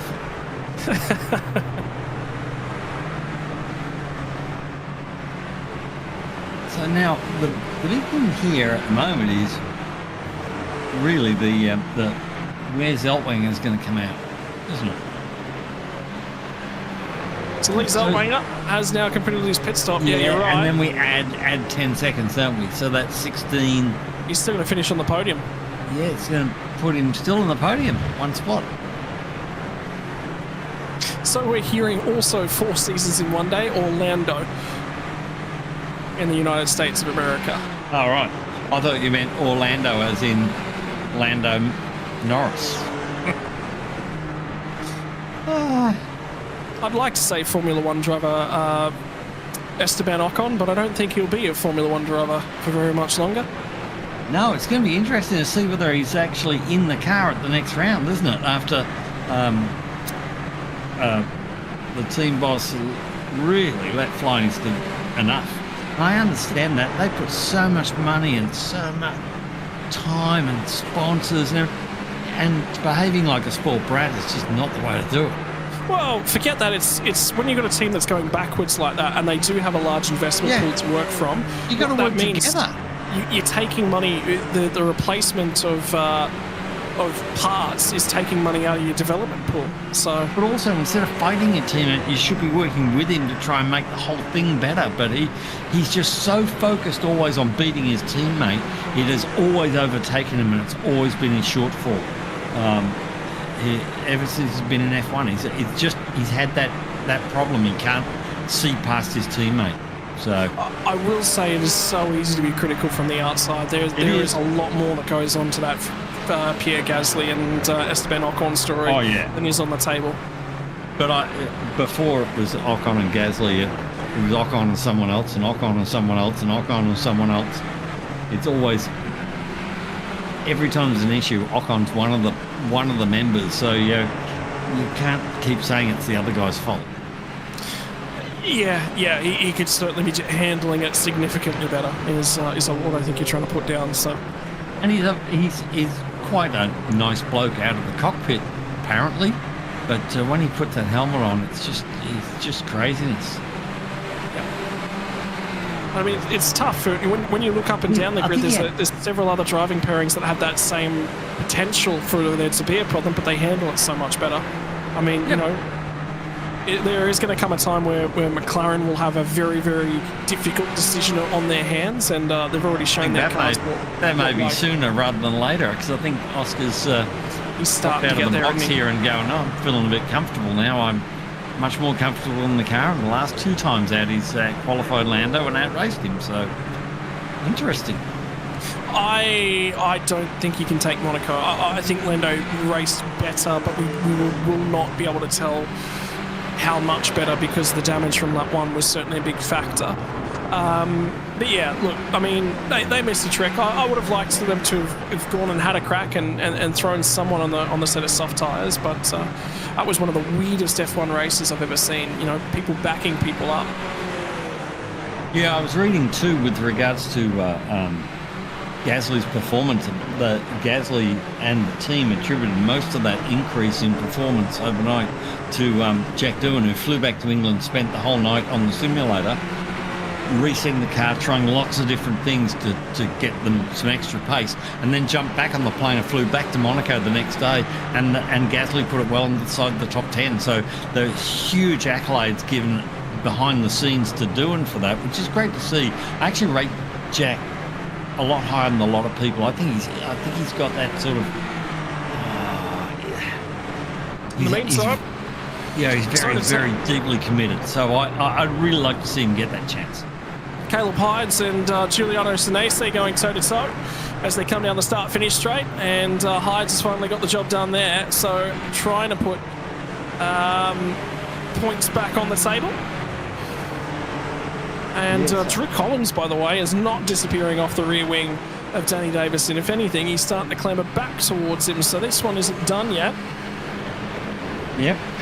And Bartain is now going to be starting to hold up his teammate. And the problem that this team have got is that, sure, Bartain will probably say, yeah, I'd like to help you if I can. But if they try and swap positions here, I think they're both at risk. So the best thing they can possibly do is, even though Bartain might be a touch slower right now, they've got to leave them where they are. Yep. And, don't make that swap. If on the last lap you're in the same position, then you can make that swap.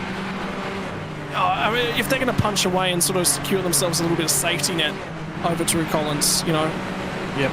They'd want to swap the drivers, but where they sit, they can manage their race as they sit right now. If they try and swap, there's going to be too much opportunity. And the other side of that question is that Jack Mara on the last lap was the third fastest driver in the field, only bettered by Daniel Harris, who's the fastest driver, and Ben Roberts, who was second. So what's the time like when they come to the start-finish line this time by? It's going to be 29.0 from Mara, and he now becomes the second fastest driver on that most recent lap. Wow. Again, only bettered by Daniel Harris. He took 0.3 of a second out of Collins on that last lap. And this is going to become a problem. And with 6 minutes left on the clock, 5 minutes and a bit left on the clock, this is going to be a problem because I think Mara's going to get there, and it's going to be with about 2 laps to go. Wow. That chip fat's pretty slippery, isn't it?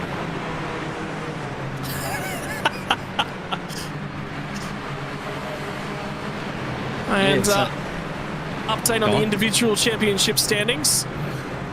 Now coming in is Kalen Chin will win the Drivers' Championship, and Ben Roberts would need to, if he was to finish one step further forward, he would finish 1 point behind Kalen Chin. He'd have to win the race to nick the Drivers' standings win from him. But remember, this season's not done on Drivers' Championship standings. Ben Roberts would sit second. Daniel Harris is third, but look at Harris and Zellweger and how close they are on points. That's what's going to win the team's championship for them. Whoa. Jack Mara pushing really, really hard there. Car getting very squirrely off the corner.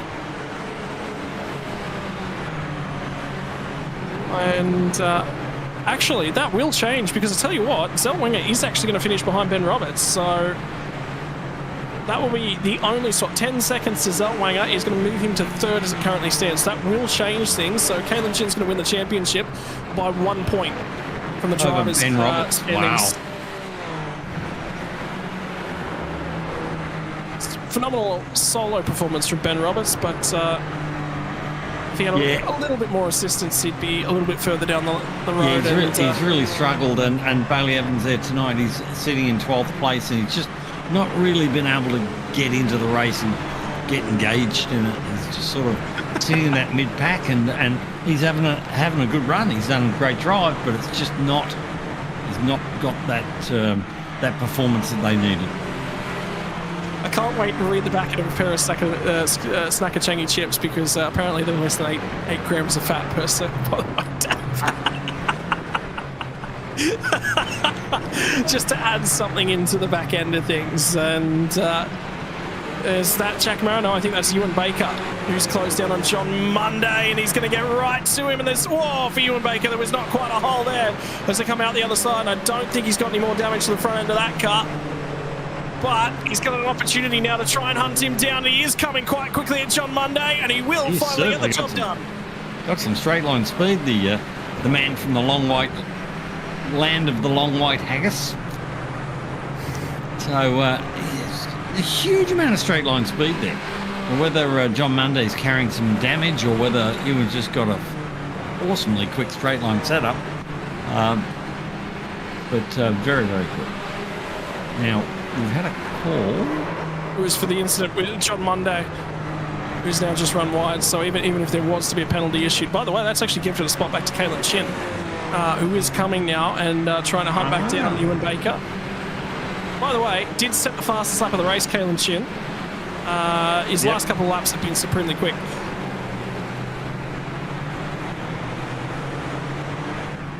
Yeah, so Cullen's going to have a chance to have a shot at Ewan here because probably 2 laps to go as they go over the line. And, he's in striking distance, but he needs some more of that incredible speed he just showed in the last lap. Oh, and by the way, Jack Mara is going to get there, I think, just. It's going to be really, really tight. The problem he's got is there's a ton of lap traffic on this lap. He's in and around at the moment. It's Matthew Keane who will now clear, and Lachlan Taylor. And the battle up ahead, he's fighting with his Drew Collins. And these guys have been managing a fair bit of lap traffic. An opportunity for Jack Mara to try and catch a toe and work in his favour. But Drew's just not been able to close in on Denny Davison enough to get the job done. And Davison is getting a touch closer to Scott Bartain, so...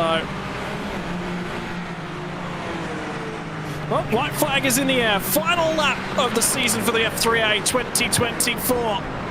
Fiercely Forward are going to be your champions on the road as it stands. Results will be provisional, I feel, but they've issued a 10-second in-race penalty, and that will probably be the last of that we'll probably hear about it. Daniel Harris is 6 seconds clear out in front, and this will be a celebratory lap for him as it currently stands. And Caleb Hyde's cutting through track. I thought there was more of that. No, it's just him cutting through in front of Giuliano Sinese. So that one's signed, sealed, and delivered as well. Going to run out of time, unfortunately, for Mara to close in on Drew Collins. By the way, Drew Collins, I think, is right side by side at the moment. Denny Davison into the hairpin on the last lap. Collins will get to the inside as he got the drive out the other side. There's been a mistake for Denny Davison. You feel they're still toe-to-toe, but it's going to be the straight line speed of Drew Collins. The problem is it'll be outside at 8. It'll become the inside at 9 if he can stay there, and he can. He's still This might be a fuel issue. Denny Davison's had to send it in deep, will manage to pull it back up, and that might just be the last of that one, although Collins has got a supremely quick car in a straight line. Because remember, Davison was very, very quick in the pit lane. He may be facing a lack of fuel, and that's why he's not been able to challenge, sitting in the toe.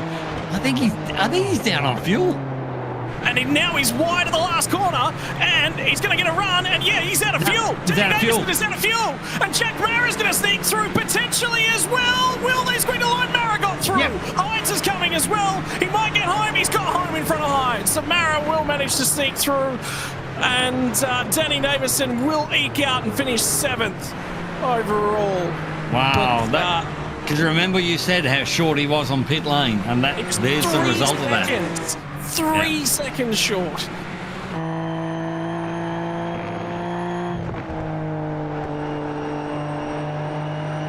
Yeah, looks like Ewan's got the same problem.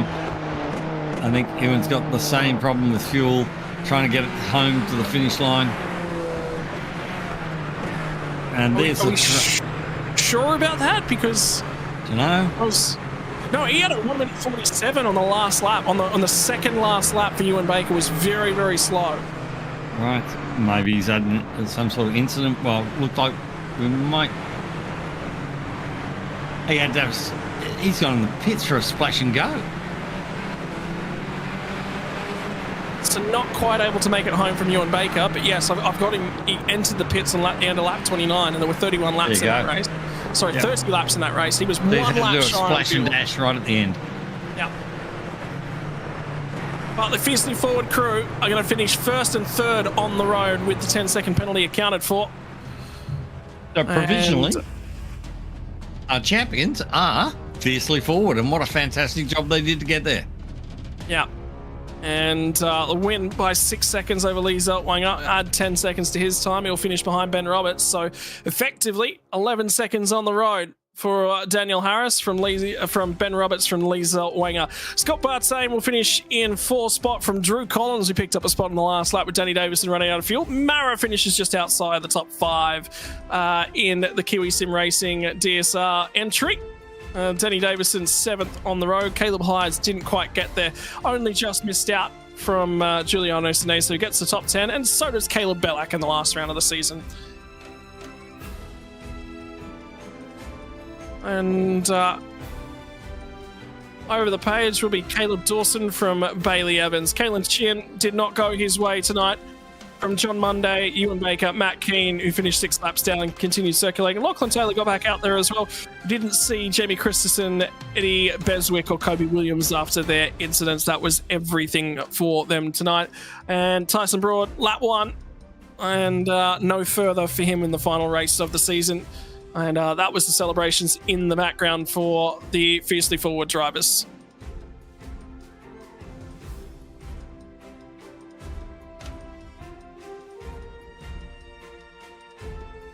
Plenty of donuts being done in pit lane, I can tell you, by everybody. Yeah, and we're going to get to hear from a number of drivers up and down pit lane in just a few moments. Your driver's standings, albeit for Ben Roberts, there's going to be a few extra points to add to that account. It's not going to change the final standings, though, because Kalen Chin will win the driver's standings on 139 points. It'll be 136 for Benjamin Roberts when we account for that penalty to be added. Daniel Harris from Lee Zellweger, 3rd and 4th in terms of things. And Scott Bartain home in 6th. Sorry, missed over Jack Marrow. Finished 5th in terms of championship standings. Caleb Hyde's home in 7th. Wouldn't be enough to help his teammate to team's championship from Kenny Canomas. Drew Collins and Ewan Baker rounds out our top 10. And Danny Davison outside of the 10 from Bailey Evans, Kobe Williams, Caleb Dawson, Sam Sutton not in attendance tonight, Eddie Beswick, Caleb Bellack did manage a top 10 in the final round of the season from Ben Holiday, Harrison Lilas and Tyson Broad finishing out our top 20. And then we start to get into the drivers who are in the final 10 of the field. Corey Bennett, Giuliano Sinese, Matthew Keane, Sam Chapman, John Monday, Darren Harris on 3 points. Lachlan Taylor did manage to score 2 points throughout the season. Drivers failing to score points in the championship were Jamie Christensen, Matthew Norman, and Ryan Carlson. And there was one driver substitution throughout the season, which is why we're seeing that 31st driver on the championship stable. But it'll be Sean Doyle, who wasn't the fill-in driver. It was somebody else further on in the field who did manage to score some points, I'll tell you that much. Well, ladies and gents, that is going to wrap things up from the row, but now we'll get to speak from the driver who finished 3rd on countback after the penalty gets to be applied from Lee Zellweger. That was a hairy old battle to start that race off. Qualifying felt good. The car looked supreme, but cold tyres in these things, they just add another element, and that lap 1 was so difficult to manage, Lee. Yeah, it really was, and I just want to apologise to Kalen for taking him out. I definitely didn't mean to. It's just a little tap, and yeah, I seem to I got into the throttle quite a lot earlier than him, and yeah, just nicked the back of him, and yeah, I just want to apologise because I didn't want it to end that way, but so yeah. But yeah, I had a really good start. Yeah, those cold tyres were shocking. Like I went to turn in, and then I just got a big hit of oversteer, which ruined my run and allowed Daniel and Kalen to get alongside. But yeah, tough battle. That first lap, slotted into 3rd, and then I was trying to keep the pressure on Kalen so Daniel could maybe pull away a bit, which was really working. And then yeah, I was just so focused on trying to get past him because I knew I had the pace on him, which maybe I should have just fuel saved a bit and tucked in behind him. But yeah, now in the end it was a good race. We definitely had the pace, and glad we could come away with the win and get Daniel his first win as well that he wanted for so long. So yeah, it was great. I mean, tricky race. It's been a tricky season. It's been extremely close on points, and like we said, that's not the way anyone really wants to see the championship end. But it's tight racing. And was there any knowledge from your perspective? Did you know that Caleb was so far down the list that you guys just needed to finish the race, not have any dramas? Because it certainly didn't look like you knew that was the case on the track. Yes, we knew that if Daniel stayed ahead of Kalen, we could get majority of the points back. You know, from 1st to 2nd, I think it's 5 points. And we saw Caleb a bit further down the order. So yeah, I could have tucked in 3rd, but yeah, not quite what I like to do. So I kept racing hard, and yeah, it's a bit unfortunate. And yeah, but could have gone either way. So. The stoushes throughout the championship have been supreme. I mean, the racing on track, it's been millimeters sometimes. There's nothing in it when you're pushing for every last little bit of pace out of these cars, particularly when differing setups, differing approaches, differing ways that you're all sort of driving the car as well. Tough racing, and particularly in an open wheel car. When it goes wrong, the damage is it just, there's nothing left in the car after that point as well. It's tough, it's technical, it's tricky, but the racing has been so good throughout the season, not just this round, but every round across the championship. Yeah, 100% agree, Scott. It's been brilliant throughout the whole season. You know, no one's really been better than anyone else, really, at the top. And yeah, it's really tricky with these cars. You know, you can't even really touch, you know, because you just get a bit of damage, and yeah, that's your race almost over, or you have to come pit for repairs. And yeah, so those first few laps were dodgy as bit of touching and stuff, so I was a bit worried I got some damage, but yeah, great racing. I appreciate everyone who put on some great racing, and yeah, I really enjoyed myself, and yeah, hopefully get back into it and do some more. Mate, in terms of things, you know, celebrations are going to kick off a little bit later on, but it's been a supreme season, mate. Who are the guys that you'd like to thank for both yourself and the Fiercely Forward crew? First of all, I'd like to thank Daniel for being my teammate and doing everything he's done throughout the season, from setup to yeah, getting connections, all that stuff. All the guys are Fiercely Forward for allowing me to join their team and race for them. Few people here and there that I'm not sure the names of, but yeah, Danny and Scott for the setup, especially this round. Really appreciate it, and it really helped a lot. And yeah, everyone at FRG who made it possible.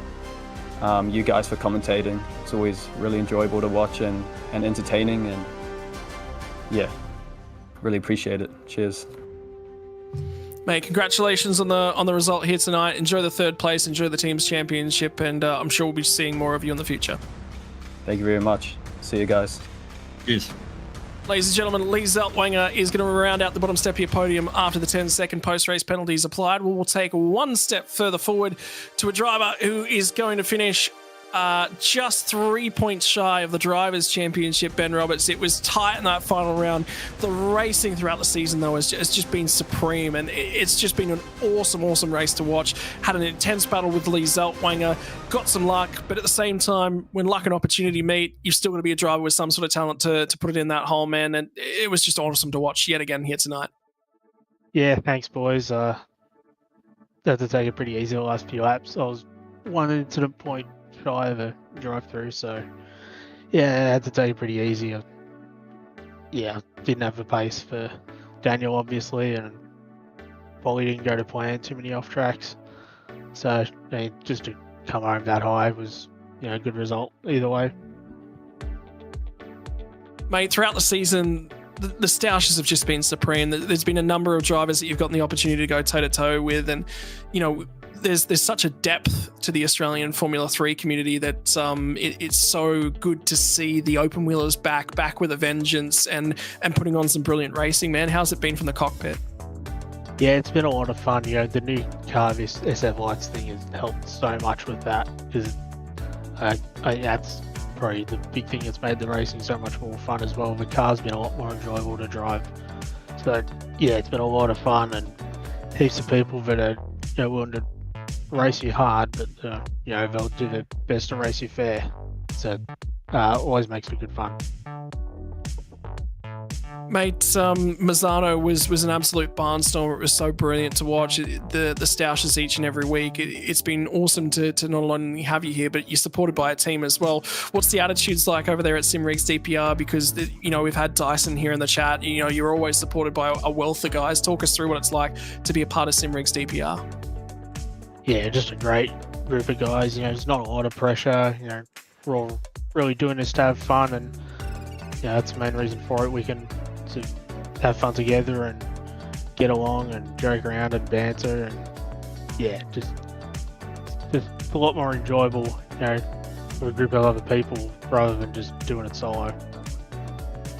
Mate, and finally, the floor is all yours to thank everyone that makes it possible for you, and thank a few people that make it part of this season as well.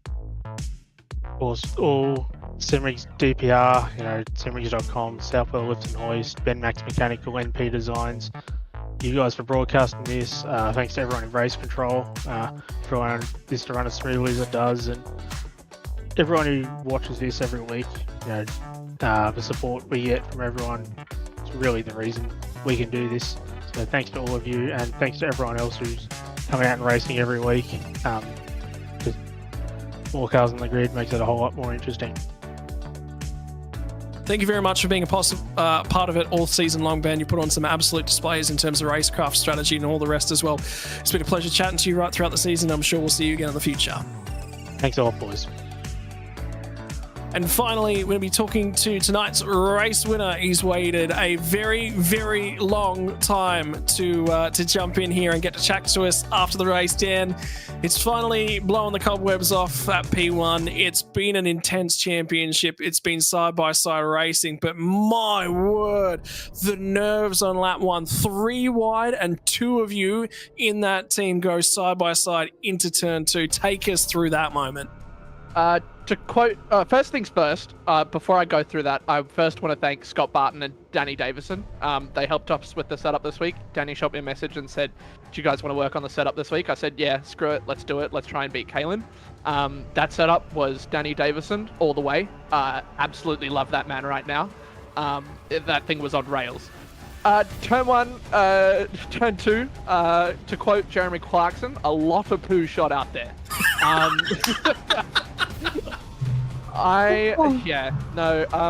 Honestly, I saw in my mirror, because obviously turn 1, lap 1, I knew it's just chaos. I knew there was chaos behind as well. I see Kalen stick up the inside. I went, cool, I'll give him room. And then I see in front of me Lee get a little bit of wheel spin, so I just said, you know what, I'm not backing out of this. And then, yeah, just absolute chaos. Happy to get into the lead, because otherwise I think it would have been me with the penalty, because the way that Kalen was driving looked just extremely defensive. And we knew the situation. We knew one of us needed to win. It was just unfortunate the way that it happened. But I still think that even had him not taken Kalen out, I still think one of us would have won that race. Mate, it's difficult. Taken out's not the right term of phrase, but I get what you're attempting to say. Whether or not other people do is down to them at the end of the day. But that's racing at the same time as well. You're an aggressive driver, you're a defensive driver. It doesn't matter. There's risk inherent in all of that, but it's been racing that's been exceptionally close throughout the entirety of the season. There's been nothing in it, and when it comes down to the last, everyone will sit here and go, "Oh, well, that determined the championship tonight." No, there was a full championship season that led to that moment, and they were all relevant. If you take away the rest of the championship tonight, means nothing. So, yeah. Look, the whole race, or the whole season as well. Like, we'd obviously all been up and down, and I think every single one of us top 4, and I say top 4 meaning Eclipse, SimSport, Red, and us at Fiercely Forward. I think we all had one race where we were just kind of in the bin. Kalen, I think going into this, was the only one who didn't have that. And yeah, I think, look, it's just the way that cookie crumbles at the end. But I mean, it was 6 points. We needed 7, so we did all the calculations beforehand. We checked everything. And yeah, this is just the way that it's gone, and we're really happy with it, so we can't complain. Mate, the cars are incredibly difficult to drive in hotter conditions on a difficult, long-loaded circuit tonight. Was there a lot of worry about tyre wear? We've talked about it at different stages throughout the season, but that one seemed pretty bog standard. No tyres here tonight. Yeah, look, we did a bit of testing. The temps we were testing in were about 10 to 15, I think about 15 degrees, actually 20 now that I'm looking at it, hotter than what we raced in this evening. So we knew that the setup was going to be good. We prefer to test in the hotter temps. And yeah, as soon as we saw the temps were lower, we immediately just went, okay, no tires, it's fine, just take care of them. which I think we did. From what I saw, I was doing pretty consistent lap times, and I wasn't really checking it. I was just trying to make sure my feet didn't stutter and shake, because it does happen. But yeah, there was no real concern from either of us. The front left was definitely gone by the end of that. But yeah, I don't know what else to say. Mate, you got a lot of friends really out happy there, right now. out there in YouTube chat land. They're giving a lot of roughing up, so I'll let you tell them where to go. So your opportunity to thank everyone that's a part of this, Dan. Mort, first of all, I can't say that on stream. Vince, can't say that on stream. Nah, thanks to the Fiercely Forward boys. Another big thank you to Nick Owen for making the setup, not the setup, the paint for us for the whole season. Did a very good job.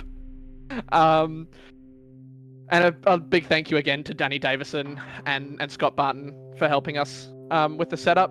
They did majority of the work for this week. And a thank you to Tomasz Shimon. I know I may have screwed up his name, but I know I got the last name right. He was helping us as well initially with the setup before we decided to go with Danny's. And yeah, that's about it really. Mate, congratulations on the team championship. I'll give you the opportunity to go off and celebrate with your teammate. It's yeah, a couple of shoeies definitely going to be had. Pixar, it didn't happen is about all I'm going to say, mate. Enjoy the rest of your night. You just check my Discord, Scotty boy. You know they'll be in there. Ladies and gentlemen, that is going to wrap us up here tonight. Your team's championship winners are going to be the Fiercely Forward boys in terms of things. That's what it looked like at the end of the season. It was a lot closer than that. That doesn't necessarily tell the tale. And boy, it came away with some drama, but it took it the distance. 8 rounds of intensely close racing action there, Dave. I think it really deserved to finish within a couple points of each other. It's hard, it's tough in the final race of the season, but it had its moments. Yeah, the whole top 5 there in over the ton points. Great job. A little bit of jump back then to 6th place. For those top 4 or 5 cars or 4 teams, extremely competitive. The racing was absolutely brilliant as well. That last round was quite spread out, and that was the first time we really sort of saw that. But it wouldn't have been, you throw Kalen back into the mix, it would have been just awesome to see them going at it for 45 minutes. I feel a little bit robbed a little bit sometimes when those sorts of incidents happen, because you go, what could have been? Well, this is a track you've got to stay in that toe, and if you drop out of that toe, yeah, you've lost the train. So now that we saw a little bit of that tonight with this event. Well, if you want to be a part of the Formula Racing Group Australia racing action, don't forget that Formula Ford series is coming. Don't forget to join the Discord for all your racing action. Anyone can jump in and have a go at qualifying for the series. It'll all kick off Monday, the 1st of July. And if you want to buy a sim racing rig and stick it on the old end of financial year report, well, this is the series that lines up perfectly to enter for that. So that's it. Get involved. Join the Discord today to find out all the details to come race the Formula Ford. Starts on the 1st of July. Winton, Oschersleben, Sandown, Leiden on the Saxon Ring, which is going to be new to the service. Netterton, Navarra, also a new track to the service. And Phillip Island. There's going to be so many different tracks in there with different opportunities. Ladies and gentlemen, the Formula 3 Racing Series for Australia 2024 is now done and dusted. But there's more racing action, and we cannot wait to see you in a Formula Ford in the near future. Any final comments on the championship at large, Dave? No, just really successful first season with the new car. And I think the new car, really, there was no history of setups. Everybody had to work from scratch. It made it a really fantastic season because everybody was working from a base of 0. And, yeah, that was great. The silver has been an absolute joy to watch every week. And the competitiveness in silver has been fantastic, and the Webb boys, would be great to see them move up into the pro ranks and see where they go there. That's what I'm looking forward to in the future. Well, congratulations to everyone that's been a part of the championship right the way through. Congratulations to everyone over at FRG who's run a phenomenal championship. Ladies and gentlemen, I bid you adieu because we'll be back for that first round of Formula Ford, and I am wet at the lips to get into that car and get out there and get into some racing action. I'm going to have a crack at setting some qualifying times and see if I would have qualified into the field. Either way, I'll be here on the 1st of July, Dave. I'll see you then, and pleasure. Thank you very much for being here. Yeah, I'll be. I won't be here. I'll be in Melbourne on the 1st of July. So there you go. Oh, we'll find someone else to fill your shoes, I'm sure. No, I'll be all right. I'll be on the laptop. Ladies and gentlemen, thank you for joining us right throughout the season. We'll see you again on the 1st of July for Formula Ford racing action. Bye for now, not forever, and we'll see you in a few weeks' time. Cheers. Racing isn't easy, but experiencing it is. iRacing puts you in the driver's seat with the industry's leading sim racing game. Drive on laser scan replicas of the greatest racing circuits from around the world. Go head-to-head against other drivers chosen by skill-based matchmaking to ensure competitive racing at every level. Compete across all your favorite series. In officially licensed cars, engineered to deliver the most accurate driving experience possible.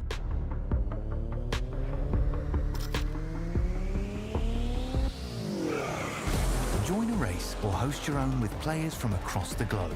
Race against the computer or in a league with friends. Feel the thrill behind the wheel. Visit iRacing.com.